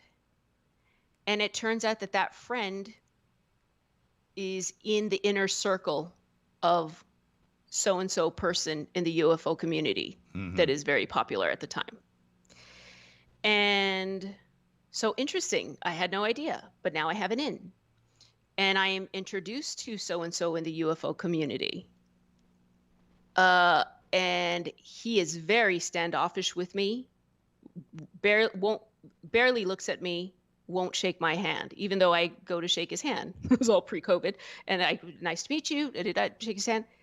And you know how the conferences work. Everybody's so happy and jovial and happy to engage with one another and yeah, let's talk. And it's fun party weekend. And I'm just hi, nice to meet you. And I put my hand out and he goes, and yeah, nothing. And I thought that was kind of weird. Something else happened that conference, which is before that same day at 4:00, I got really tired and I said, I'll go up to the room. Went up to my room, was resting for a little while. And then the voice said, get the red box, go. It's time. And I was like, okay. And I was just totally sensing something. And I got the red box and I just threw on my headphones because I didn't want to be distracted with all the noise.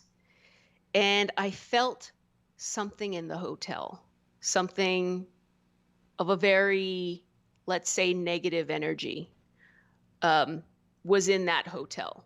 And it came in at that time. And it came in right at, I think it was 7:00. And I get the box and I'm like, oh, what is this? And I could feel something pulsing over the lobby of the people, where the people were. You were in the very back where the pyramid thing is, because you were doing Fade to Black, because it was 7, right? Mm-hmm. And I said, I remember I got in the elevator. I was on the 7th floor. I got in the elevator as it goes down to 6. 6 opens. As my doors are opening across the elevator, his doors are closing, and it's him and his security guard, and they're coming down. And I'm like, And I go down to the lobby, and then, I get down to 3. And now all these people pile in the elevator.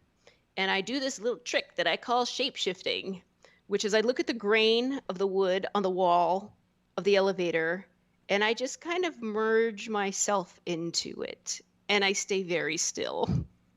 And we go down, and I go out to the lobby, and I say, I'm going to ask Nancy if she wants to help me. Okay, There's stop. I got to take a break. Okay. This is where we take a break. This is Fade to Black. I am your host, Jimmy Church. Our guest tonight, the one and only Lucinda Morel. First-time guest on the show. Great conversation. Everybody stay right there. I'm your host, Jimmy Church. This is Fade to Black. We'll be right back after this short break. I everybody, this is Rob Halford, the Metal God, on jimmychurchradio.com. This is KGRA Digital Broadcasting Station. Salt Lake City, Utah. Van Buren, Arkansas. Why is it we're not very good with our health regimen until it's too late? We don't put oil in the car until the engine blows up. When the body's out of balance, your health is not so good. Give your body some love. Log on to wtih.com. That's wtih.com. Try our Life Change Tea, which cleanses you from harmful intruders.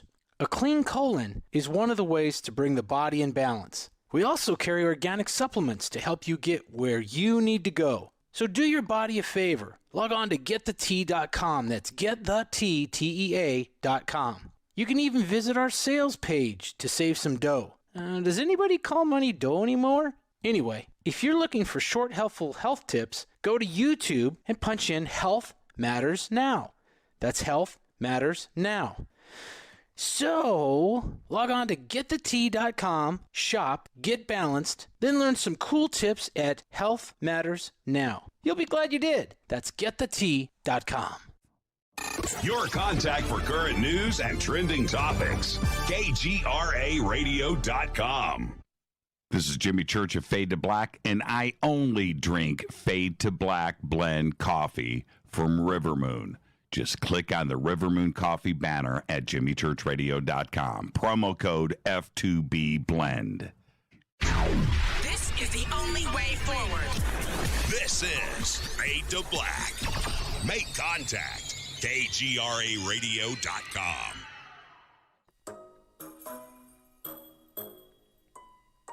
When you're in the house for longer periods of time, you can see them flying or running across the floor. Ooh, yuck. They're unhealthy, gross, and disgusting. Bugs. I loathe bugs. We keep a clean home, but occasionally bugs show up. Well, I found something that is tougher than bugs. Orange Guard. On contact, it kills hidden bugs, including ants, roaches, and fleas. Plus, Orange Guard is a residual repellent.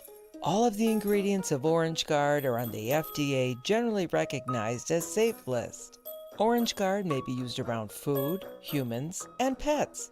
It comes with a 30-day money-back guarantee.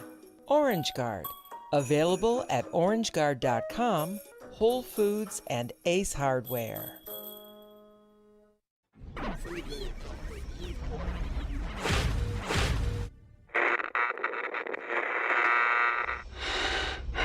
You want to know a secret? I love ponies. I really love ponies. I'm serious. I couldn't stay sane without ponies to brush. Why Fade to Black? Because you never got that pony, damn it. This is Fade to Black with Jimmy Church on the Game Changer Radio Network and KGRA, the Global Radio Alliance.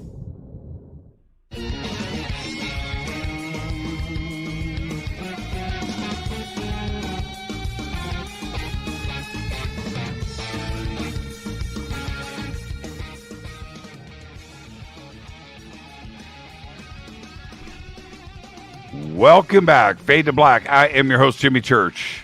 Our guest tonight, Lucinda Morel. Now, I don't know where this is the first time I've heard this event, this story.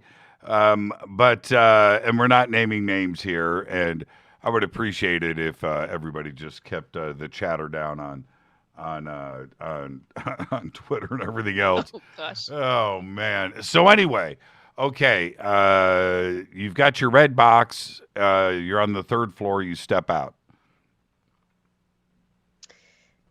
Step out. I need to look for Nancy. I have no idea where Nancy is. And so I completely tune out and just walk.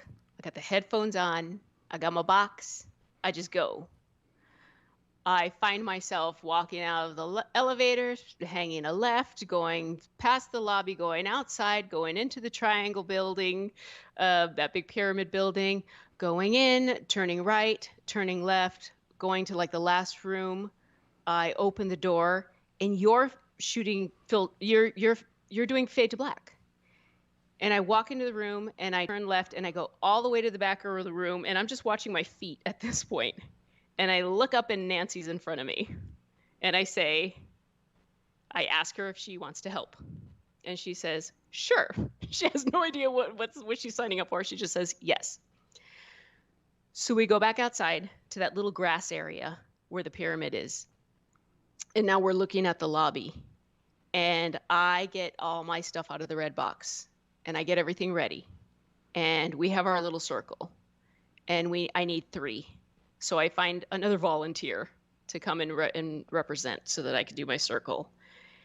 And I'm looking at the thing that's on top of the lobby that all the people in the lobby don't see.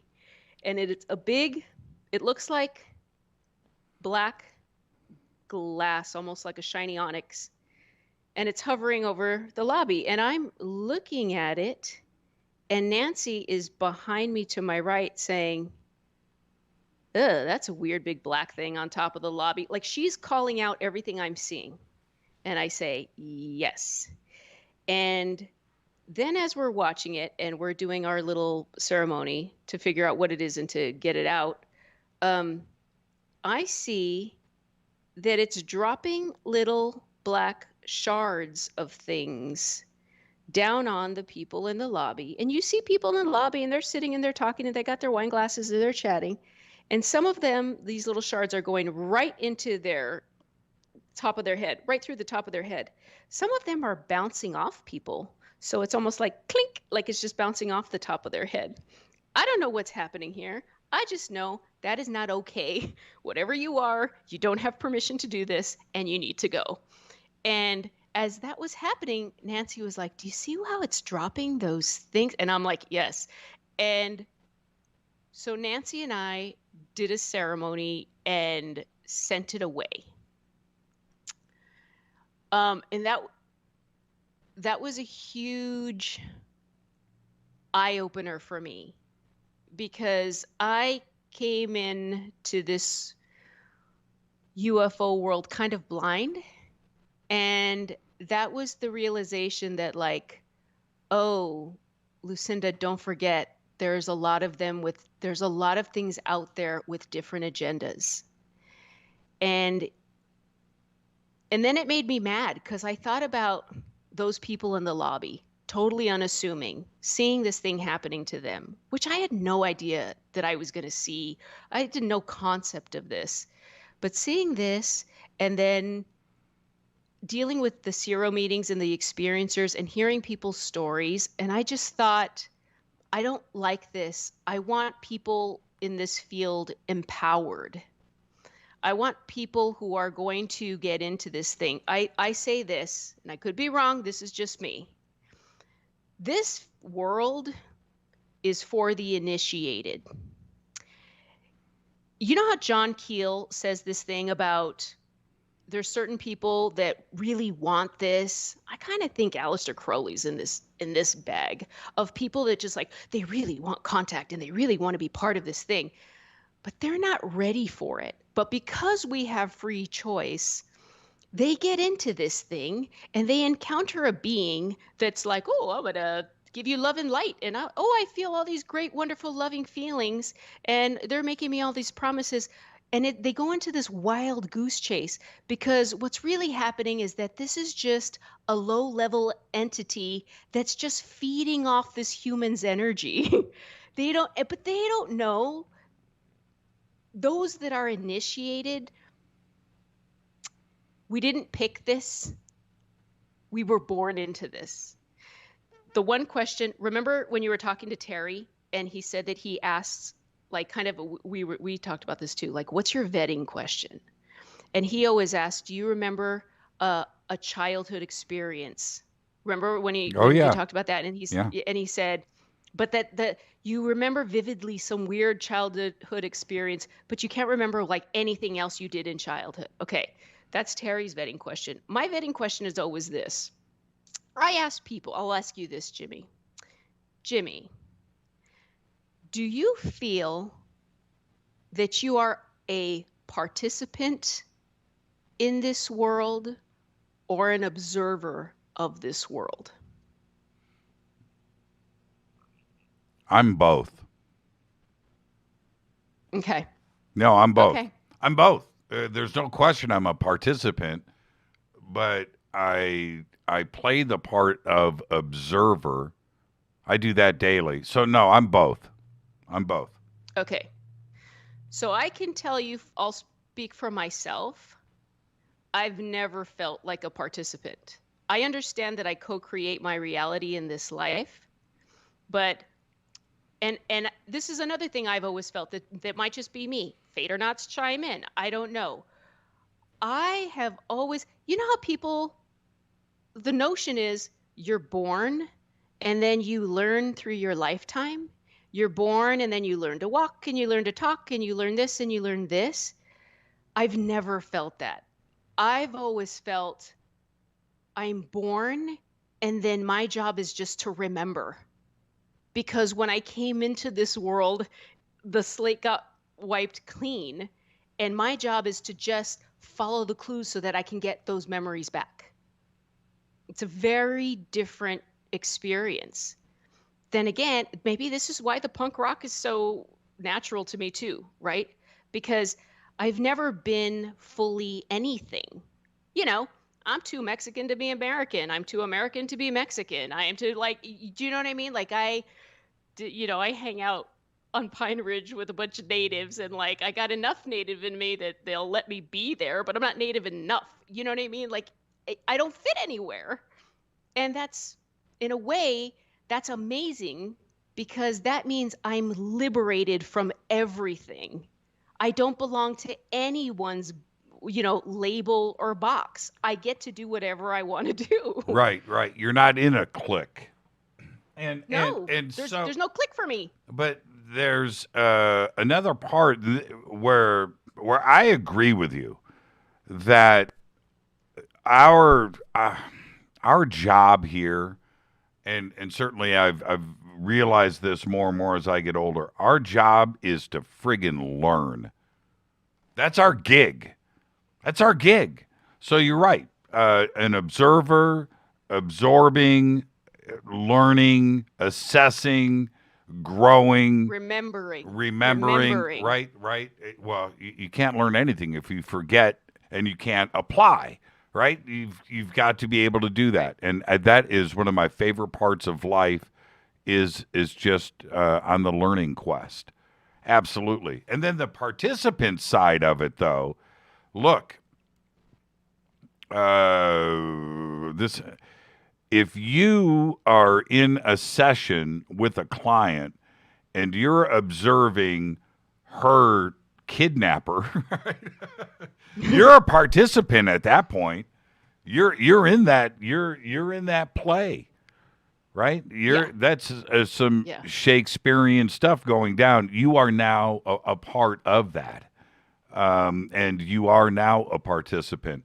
So I'm not putting words in your mouth, but I'm saying that's how we can be both, and not necessarily one or the other.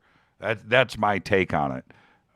Everybody has their own journey and their own path and the way that they're going to look at it. But I'm both. Okay, so listen, good segue into the next point, which is this. And man, I wish I can shout this from the rooftops. We seem to have forgotten that everyone is just a product of their experience. When did we get so offended with what everyone does? They're just doing what they know.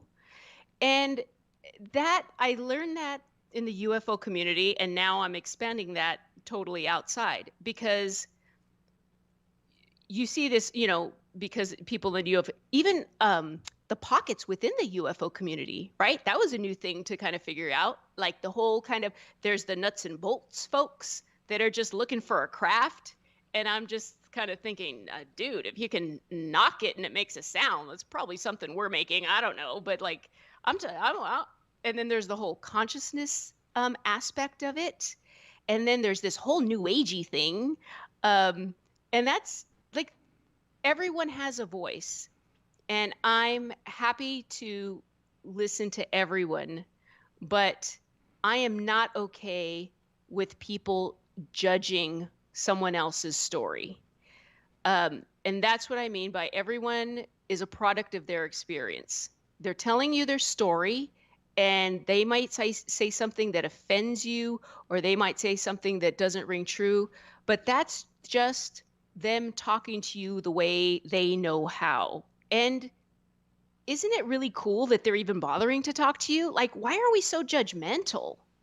Well, and okay, so let's talk about one of our shared experiences, because of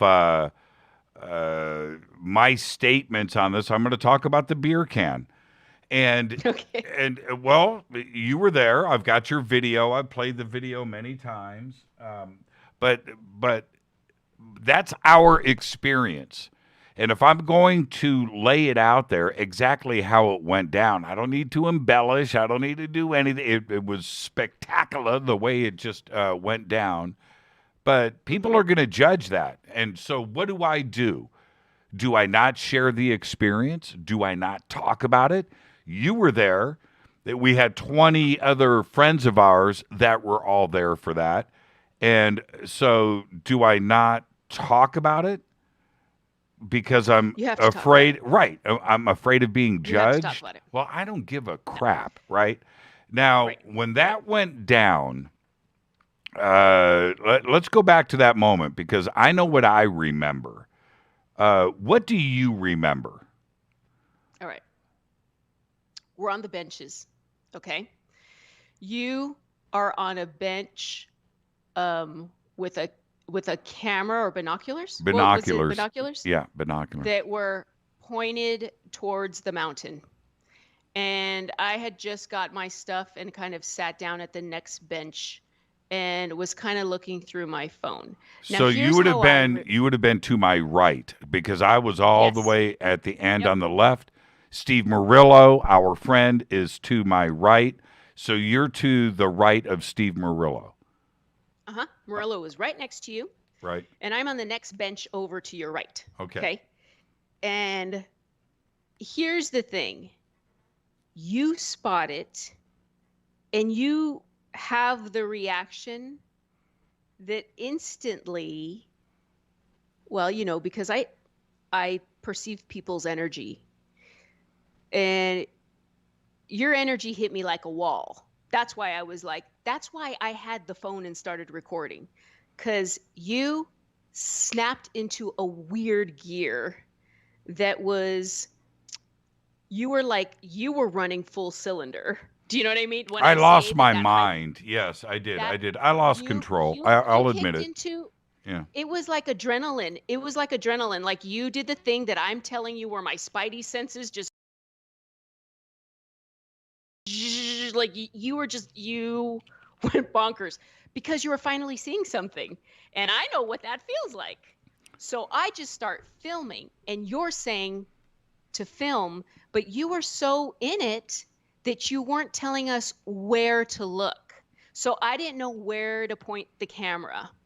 And I'm looking around, and then there's like birds flying like off in the distance. So you think it might be the bird, but then, you know, it's just, and you didn't say beer can. You said something about cylinder. Mm-hmm. I think, if I remember correctly. So I was actually looking for like a horizontal cylinder. I wasn't looking for a vertical cylinder. Okay. That's why I was trying to shoot, and like, maybe was it a bird or something like that. That's where my mind was going. This is the first time we've ever talked about this, by the way. Okay. So that's my bad. Okay. So you're looking for a cigar-shaped something. Yeah, because you said cylinder. Right. And that's where my mind went. But I was just slowly kind of trying to pan to catch it. That's why I was like, well, let me just try to cover everything around this whole mountain, and maybe it'll be in one of the photographs or something. Yeah, but I caught a photograph of something on that trip. Did you, I haven't asked you this before. I love live radio. Did you see the object? Did you see the The beer one you're can? talking about? Yeah, the beer can. No. You missed it. No, I have a photograph of my own object. Well, of a triangle-shaped thing. Right, and which is pretty incredible, by the way, everybody. But the entire beer can event only lasted about 10 or 15 seconds, and then it was over. It phased out and disappeared. What was it? And then Jimmy was so mad at everybody. He was so mad. You were like, there's like 300 people here. How is it that nobody saw it? And like, you know, Well, no, there was a plenty phone of in their people, hand. plenty of people saw it. Nobody got an image of it, but to give everybody the break that they deserve, it was only up there for 15 seconds tops. And But this is what I'm talking about with the back door. Do you see how the phenomenon totally always going to give you that? Yes, yeah. That's what I'm talking about. So now, sir, you have been initiated. Well, you had that other contactee thing that you mentioned to Yvonne. So see, there you go. It and going back to that moment with the beer can, I think about it every day, but the more that I just go back and recollect, somebody mentioned this to me once, and now I can't get it out of my head. And that was in the middle of the day. That was in front of a bunch of witnesses. Many saw exactly what, and have their own description of it. But it was in the middle of the day, and I think it was done just for us. As crazy as that sounds, right? An object that big, that real, that physical up in the sky should have been seen by thousands.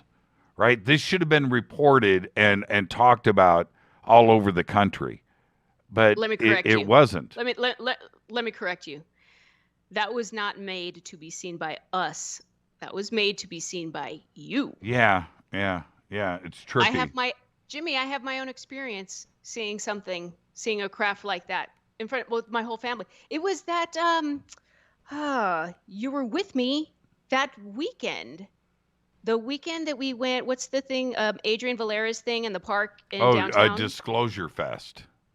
Okay.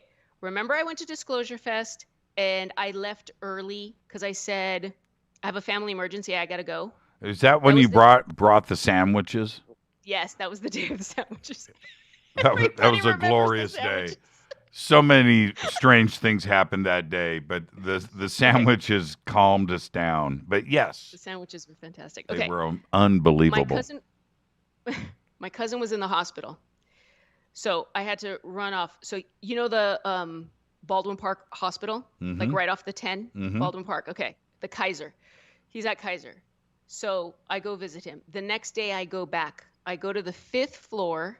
And when you come out of the elevators, you're now on the 5th floor, and there's a waiting room, and there's nothing but you see all the glass of the view, and you see the mountains behind you. I think it's like the San Bernardino Mountains, okay? And all my family's there in the waiting room. And as my family, their back is to that window, and I'm listening to them talk about my cousin. It's a serious conversation. But behind them, I'm looking at something rising off in the distance towards the mountain. And it's vertical. So here's what I thought. I thought it was like the Goodyear blimp. And I thought that the sun was hitting it at an angle where it was glowing orange. You know how when something reflects off the... I have seen what you're talking about, yes. Okay. I see that cylinder thing. It's going up at a slow distance, straight up. And behind it, you still see the mountains, so it's low enough. And I'm listening to my family, but I'm also watching this thing, and I'm thinking, is that a blimp? But wait a minute, because I used to live in Rancho Palos Verdes next to Carson, where the Goodyear blimp parks, and I know that the blimp takes off and lands at an angle. And this thing was going straight up. So I'm like, I couldn't not watch this thing as I'm listening to my family. And then next thing I know, it rises up, and it shoots up at an angle that, like, picture a clock. So it moves up from 6 o'clock to the center of the clock, and then it's up at 11 o'clock. So a really weird angle for something that is of a vertical, tic-tac shape. And it went so fast. It was like a cartoon. There was a cloud that it passed, and the cloud went poof, like a Wile E. Coyote cartoon, like, a little, like the little cloud. And I was like, and again, this is what the phenomenon does. You're talking, your family's talking to you. It's a serious family conversation. What do? Do you say, flying saucer? Stop, guys, yeah, right. UFO. I couldn't do it. But, and then now my wheels are spinning every time I think of that. Like, what the heck was that thing? That's how it goes. Yeah, just for you. And it's just for you. Now, this is what I want to do, Lucinda. I know that you don't have to work tomorrow. You don't have to deal with your kids in the morning. You don't have anything planned. So we're going to go straight into overtime tonight because I want to go into Red Ridge, and the thing is, Pine Ridge. Or Pine Ridge. So many things happen there, but I want to try to get as much in as we can in the next segment. Okay. A lot of our friends were there. They won't mind that we mention their names, and we'll do that when we come back, everybody. But those experiences that went down there, I wish we had another 3-4 hours and we can go through it all. But that must have been, for all of you, one of the most incredible weekends of your life. That set me on a life-changing trajectory. Same with Whitley. He'll say the same thing. And why do you think... Life-changing. Right. There's a lot of elements here. Let me look at the clock. Okay, we've got a couple of minutes. Do you think it's the location? Do you think it's the indigenous cultures? Do you think it's the group of people that are there? Do you think that it was you? Or is it all of the above? It was the combination. Added to that particular weekend, there was some sort of prophecy about energetic ley lines in the veil thinning on that week, which we found out later. There was the fact that you have the Pine Ridge Reservation, right where the Wounded Knee massacre happened. There's a lot of trauma on the, remnants of trauma on that land. It is a very spiritual, high energetic place. I'm sure, I haven't checked, but that's got to be some sort of ley line, because we were all having insane experiences that, I'm going to tell you this. I saw a being, not Lucinda medium. I'm perceiving the energy of this little humanoid creature. I saw the humanoid creature walk with my own eyes in the forest. Nothing's gonna top that. We'll tell the story, everybody, when we come back, and we'll have to do the condensed version because there are a couple of other things that went down that I just want to have some fun with and talk about. So let's take our break right here. This is Fade to Black.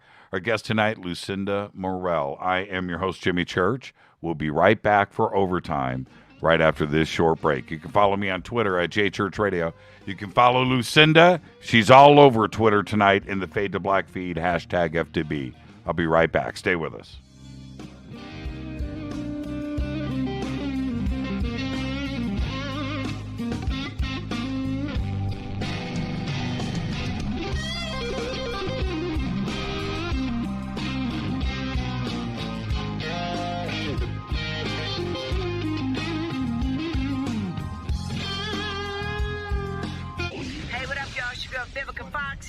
You are listening to my boy, Jimmy Church, on jimmychurchradio.com.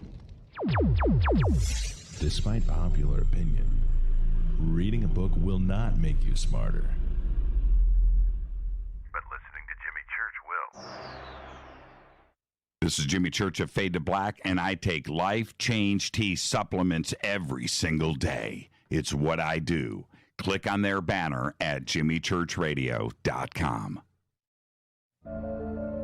When you take the beans from Central America with dashes of Indonesian and African mixed in and then roast it to the dark side of Fade to Black, you create the ultimate brew of fringe. Introducing the Fade to Black blend from River Moon Coffee. Yes, River Moon's darkest customized roast was created for the love of Fade to Black. The alchemy of masterful roasting and smoking the beans is in every sip of this full-bodied dark Java. I need my coffee dark, deep, with distinct bittersweet chocolate highlights, just like the bunker. Leaning further into the darkness of the roast is Fade to Black blend from River Moon Coffee. Just click on the banner at jimmychurchradio.com and use the promo code F2BBLEND for 15% off of your order today. Hello, my name is Billy Carson, and I am a best-selling author and the founder of ForbiddenKnowledge.tv. Together with my team, we have built an all-new conscious streaming TV platform designed with every family member in mind. If you have ever wanted to travel the world and attend lectures and workshops from your favorite speakers but weren't able to, look no further. ForbiddenKnowledge.tv. There are dozens of workshops and lectures from speakers you know and love. We have also included amazing categories to assure that your consciousness is entertained and elevating on a daily basis. Amazing interviews, ancient history, ascension knowledge, wisdom teachings, documentaries, conspiracies, mysteries, health and fitness, conscious cooking, meditations, finance, yoga, and so much more. To start your free trial on any mobile device or computer, surf to ForbiddenKnowledge.tv. That's Forbidden Knowledge with the number 4, ForbiddenKnowledge.tv. Again, visit ForbiddenKnowledge.tv today. Are you intrigued by Paranormal Talk Radio? You'll love the new Paranormal Radio app from TalkStream Live. You'll find a great selection of talk shows covering UFOs, ghosts, strange phenomena, and much more. Download the Paranormal Radio app now and start listening to the very best in paranormal talk entertainment, including the network you're listening to right now, the Paranormal Radio app. Free in Google Play and the iOS App Store.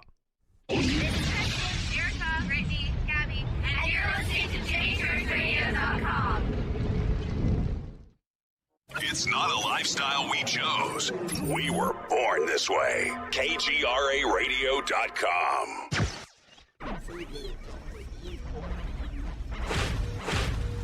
This is KJCR at JimmyChurchRadio.com.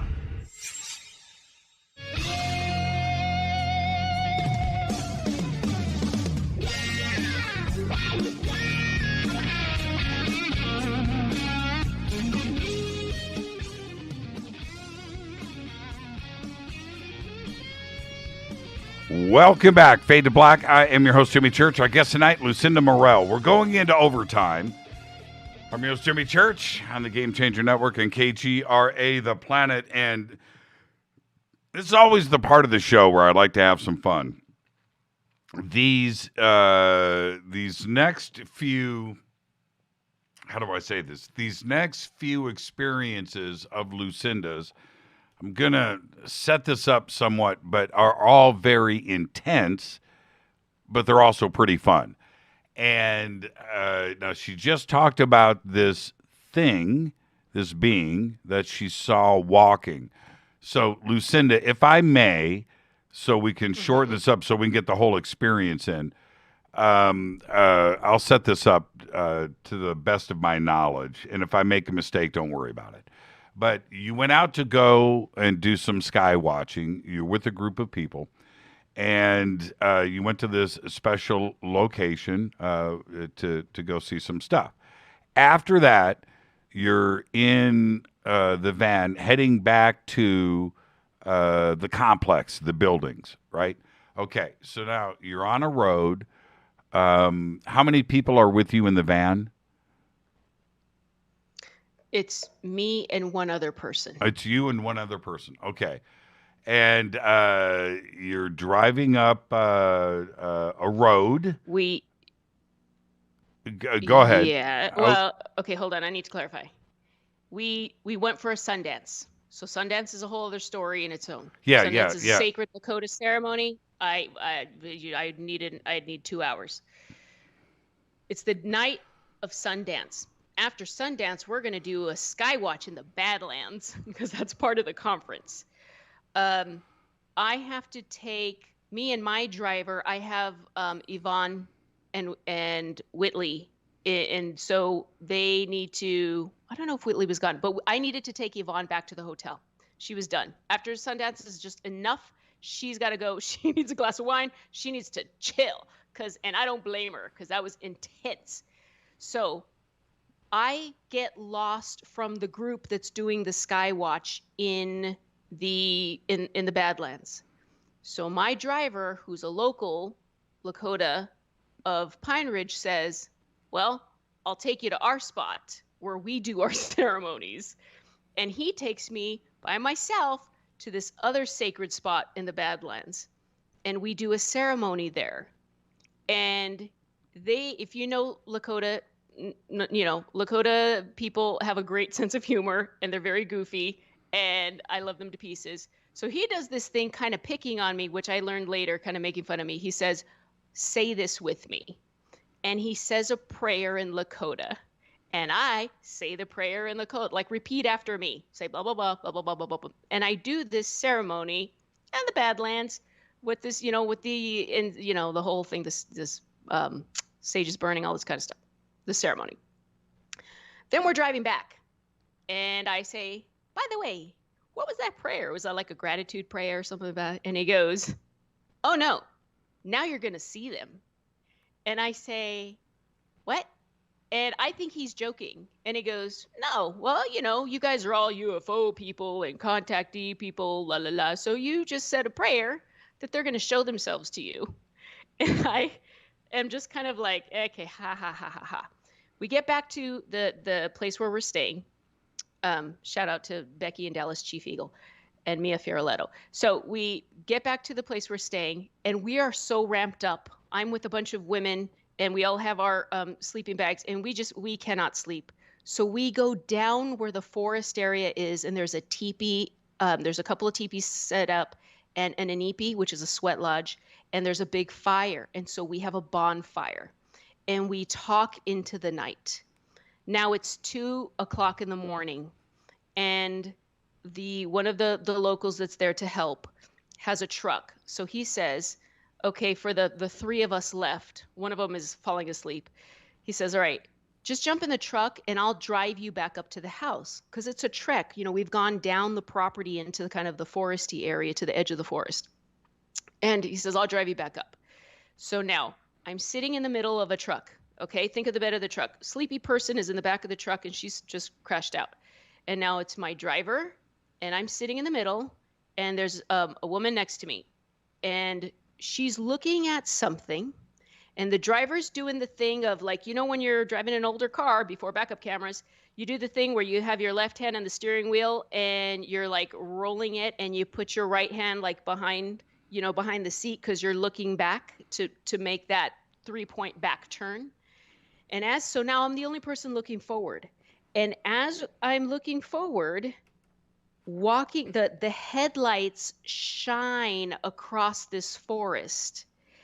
And in the headlights, I see walking by the creek and the fairy tree, a little humanoid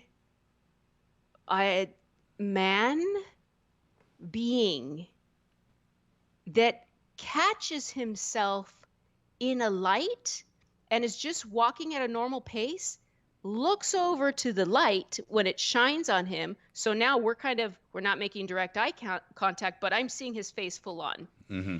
And my eyes are wide and he like scurries a little forward to get into the shadow away from the headlight. And I say, oh my God, did you see that? Like I just, I said it louder, but I was just like, holy S, what was that? Who saw that? Did you see that? Did you see that? Did you see that? And no one else saw it. And now I'm left with seeing that thing. I don't want to say thing. It was a little being. It was a little nature, not a nature spirit. I think it was an elemental being. I think this is what is happening. How tall was he? About 2 feet. 2 feet. No more than 2 feet, because it was against. Okay, so on the property there's a little creek. Okay, so think of like a ditch with a little creek waterway, right. and it's full of green plants, because of course everything's going to grow there because it's a creek. And so what they did is they made a little fence along it so that you don't fall through the bushes or think it's just tall grass and fall in the creek. And then the little gate or the little fence that they built takes you to like a little overpass bridge that they built. And right there at the bridge is what I call a fairy tree, but they said that's a special tree because it was struck by lightning and it has a hole. And they said that's where the little people live. And I found this out the next day when I was just like, local people, what the heck did I just see? And how clothes, naked, was it dressed? It was green. It was green. And its limbs looked like mossy branches. And the only thing like Groot? You know it walked like Groot because the limbs were long and gangly. Okay? So think of the profile of this 2-foot green long limbs. So think fingers like branches, like pointy branches almost, and limbs longer than a human's. Okay? And it was like gangling is the best word I can think of. And it was just walking, but the face was wrinkled and looked like that of an old man. Like when you see the pictures of the Green Man. How far away was he? I mean, if you could see wrinkles on his face, he's not that far. I know. 20 feet? Oh, he's right there. Oh, that's crazy town. Yes. And this is why in my logical mind, Jimmy, there's no way I could have not seen it. I was wearing my glasses. I got nothing. Wow. I got nothing. Wow. So okay. I had to do an offering the next day. I bet you did.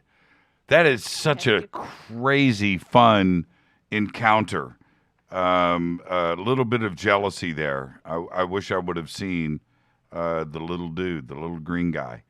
I was told the name of them. I was told not to speak it because if you do, you will call them to you. Oh man. And yeah. I want to know. Okay.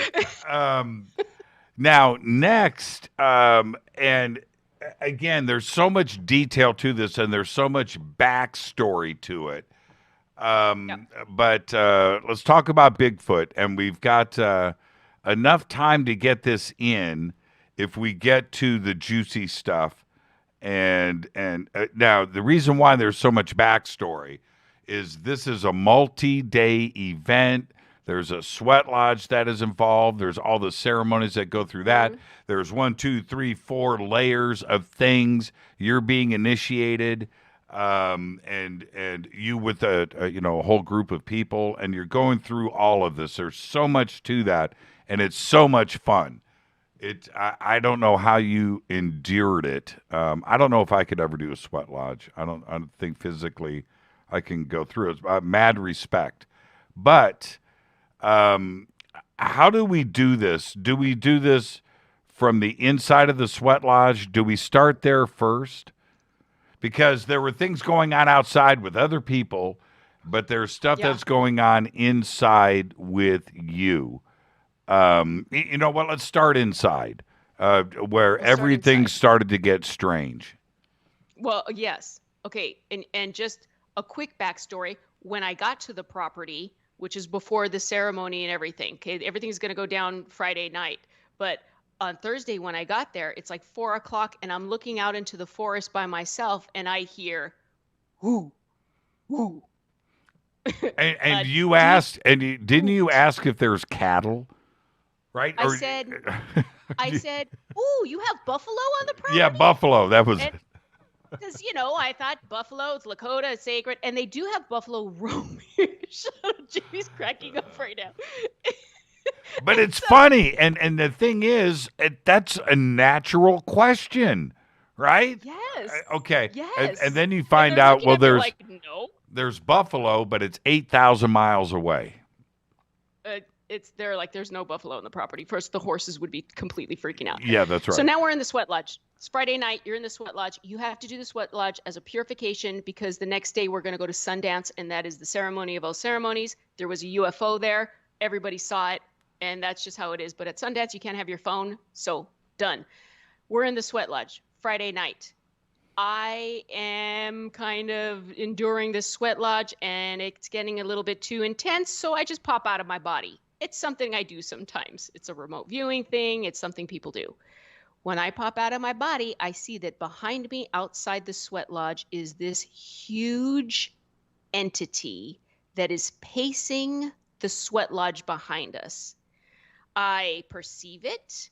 It is of neutral energy. It's not bad. It's not good. It's just there. I say, fine. And I let it go.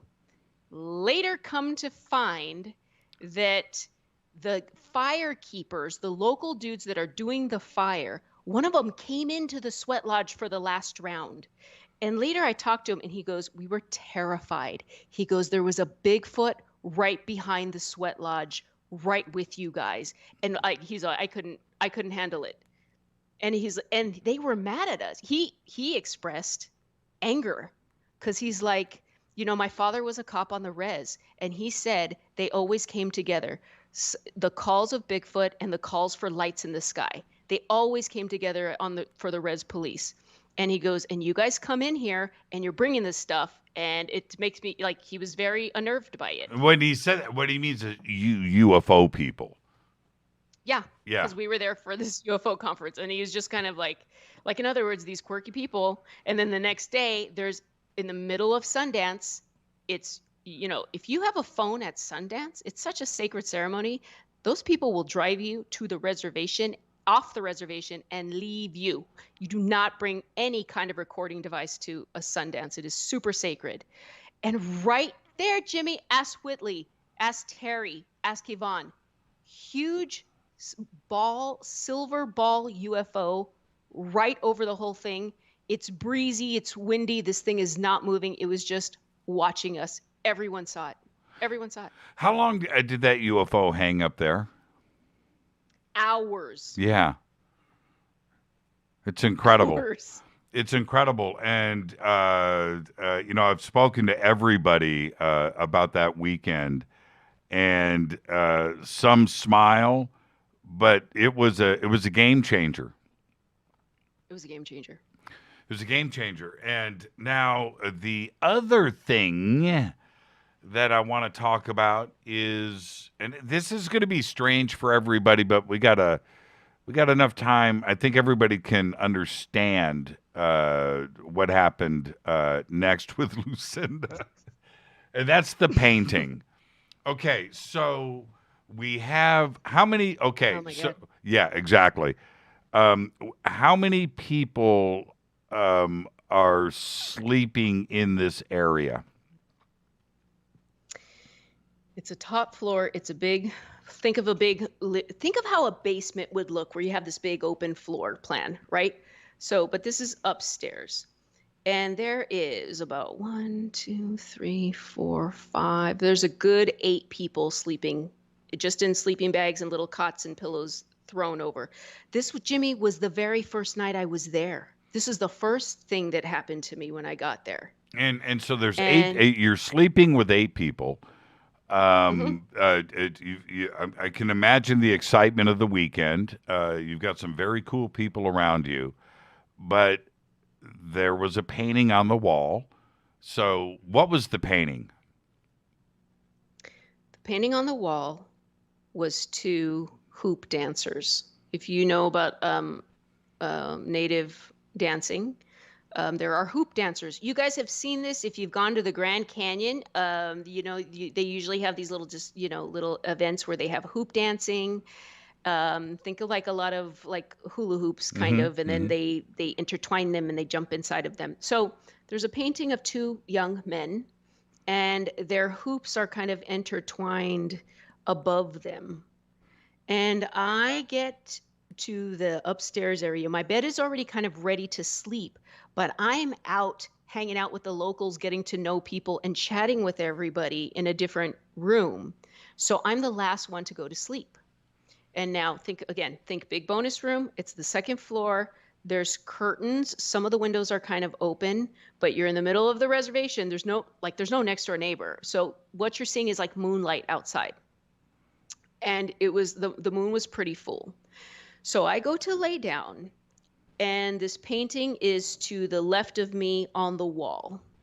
And I see from this painting something like a misty, weird cloud is coming out from the hoops of this painting. And I'm watching this thing, and I'm doing the thing where, like, I'm thinking, man, I must be tired. Right. My eyes. Everybody's sleeping.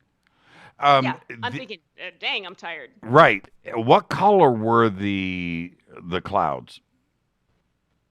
White. Exactly. The hoops were white. This misty, weird, cloudy thing. Okay, do you think about this? Imagine if you had a cloudy tank of water and you shined a flashlight through it, and it has that weird, that weird water light effect that almost, and it's like rippling. And it was coming out of the painting about, what is this?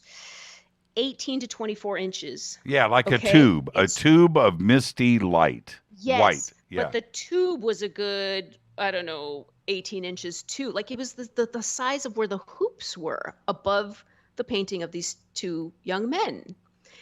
And it's extending. And so I'm doing now the logical thing. What the heck is that? I sit up, I look at it, I wave my arm over the light, because I'm thinking this is a reflection, this is light coming in, this is the windows playing tricks, what's going on, this light effect. Nothing's happening, Jimmy. I'm thinking, wait, no, okay, but like seriously, what is this? So now I get up, and I don't want to wake anybody up, but I'm slowly getting up, and I'm covering this thing, and then I'm moving my head away, and I'm looking up, and it's not leaving, and it's not moving. And all I know is that it's there, and Lucinda, do not touch it. That's all I know. Now, it's there. And I'm picturing, just like the first time you told me about this, I'm almost picturing Donnie Darko with the tube that was going through the house, right? And I'm picturing that. But not metallic, more smoky. But that's what's going through my mind, right? This watery tube thing. But you've got a pair of them. And now, okay. But this is where, for me, and we've barely got 4.5 minutes. So let's get to the crazy part. You end up telling, the next day, you tell the story about the painting and the lights. The next day I tell the story about the painting and the lights. Nothing good happens from that, does it? Do you think, just yes or no, should you have kept it to yourself? No.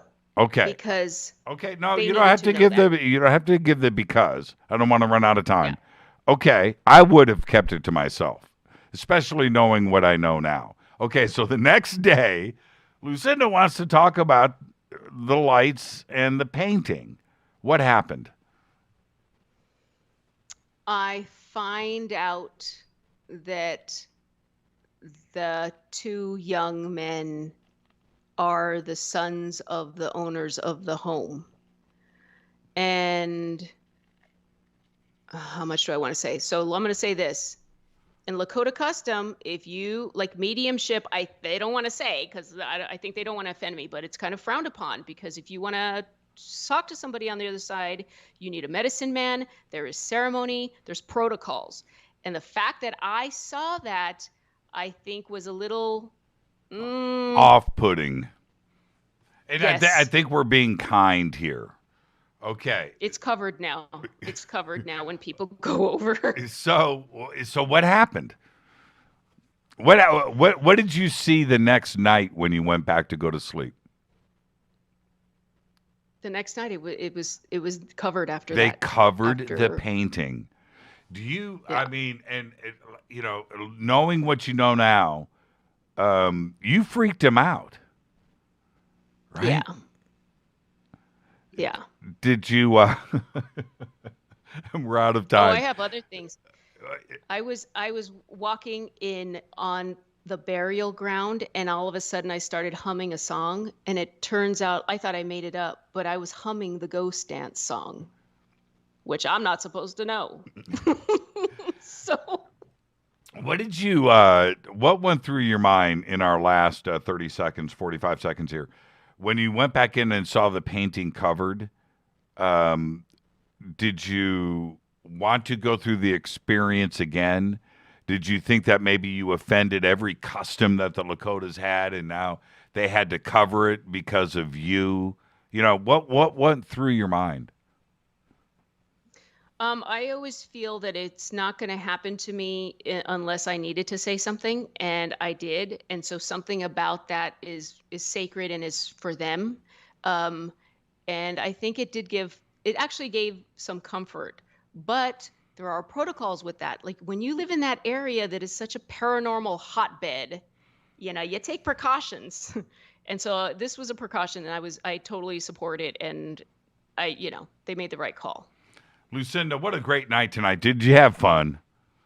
I did have fun. Oh, thank you I did so have much. fun. I hope the fadernauts had fun. I wanted to be on Twitter, but it was just too much going on. Oh, no, too much. You know what? I haven't even looked at Twitter tonight. I apologize to everybody fully engaged with this. Lucinda, where can everybody reach out to you? Oh, I knew you were going to ask me that. Listen, everyone's already reaching out to me on Twitter. What's your Twitter handle? At Lucinda Morel. Morel. All of that like is a mushroom. There you go. Lucinda, thank you so much. All my best, all of our best to not only you, but your husband and the kids, and tell everybody I said hello. Okay? I will. Thank you so much for having me. My kids laughed when I told them you just discovered Rick and Morty. So you're getting teased. Let me tell you something. I have watched all 4 seasons of Rick and Morty now 3 times. New season in June. They just signed a deal for 70 more episodes. Oh my God. You let them watch Rick and Morty? Man, you're the coolest mom ever. I mean, is there a bleeped out version of the show, or do they get the full on adult content? Unfortunately, no. It's the older one, the teenager. We just watched The Matrix. Here's another synchronicity, because my oldest was like, can we watch The Matrix now? Because I need to understand these references. And so I just saw The Matrix with the voice. Mom, what's a red pill? Exactly. I'm tired of not knowing what the red pill is and the blue pill. Man, Rick and Morty, I just cannot get enough of it. And the dad, Rick Sanchez, is like the coolest dude ever. I just love that show so much. I can't believe I'm just now discovering it. I didn't want to. I'm about to run out of time. I didn't want to watch it because it was a cartoon. How cool can cartoons be? See? Judgment. Judgment. Shame on me. Lucinda, thank you so much. Enjoy your night. And again, give my best to everybody. Thank you so much. You too. Love you. Love you right back. Lucinda Morel. And this was a long time coming. I'm glad that we finally got this show out of the way, and all of you have now met Lucinda. All right. Now I've got to go. I got to get out of here. We just went bumper to bumper, pole to pole. Fade to Black's executive producers, Rita Camurian. Shows produced by Hilton J. Palm, Renee, Dennis, and Kevin. Announcers are Steve Harder, Gene Vito, and Mark D. Kovar. Webmaster is Drew the Geek. Music, Doug Aldrich. Intro, Spaceboy. spaceboymusic.com. Fade to Black is produced by KJCR for the Game Changer Network. Syndication is KGRA, The Planet. This broadcast is owned and copyrighted 2021 by Fade to Black and the Game Changer Network, Inc. It cannot be rebroadcast, downloaded, copied, or used anywhere in the known universe without written permission from Fade to Black of the Game Changer Network. I'm your host, Jimmy Church. The bunker is back, baby. We got through the show. Very excited about that. I'll see everybody tomorrow night. Until then, I want you to be safe. Kathleen Martin is here. It's not Fader night. It's now time to fade to black.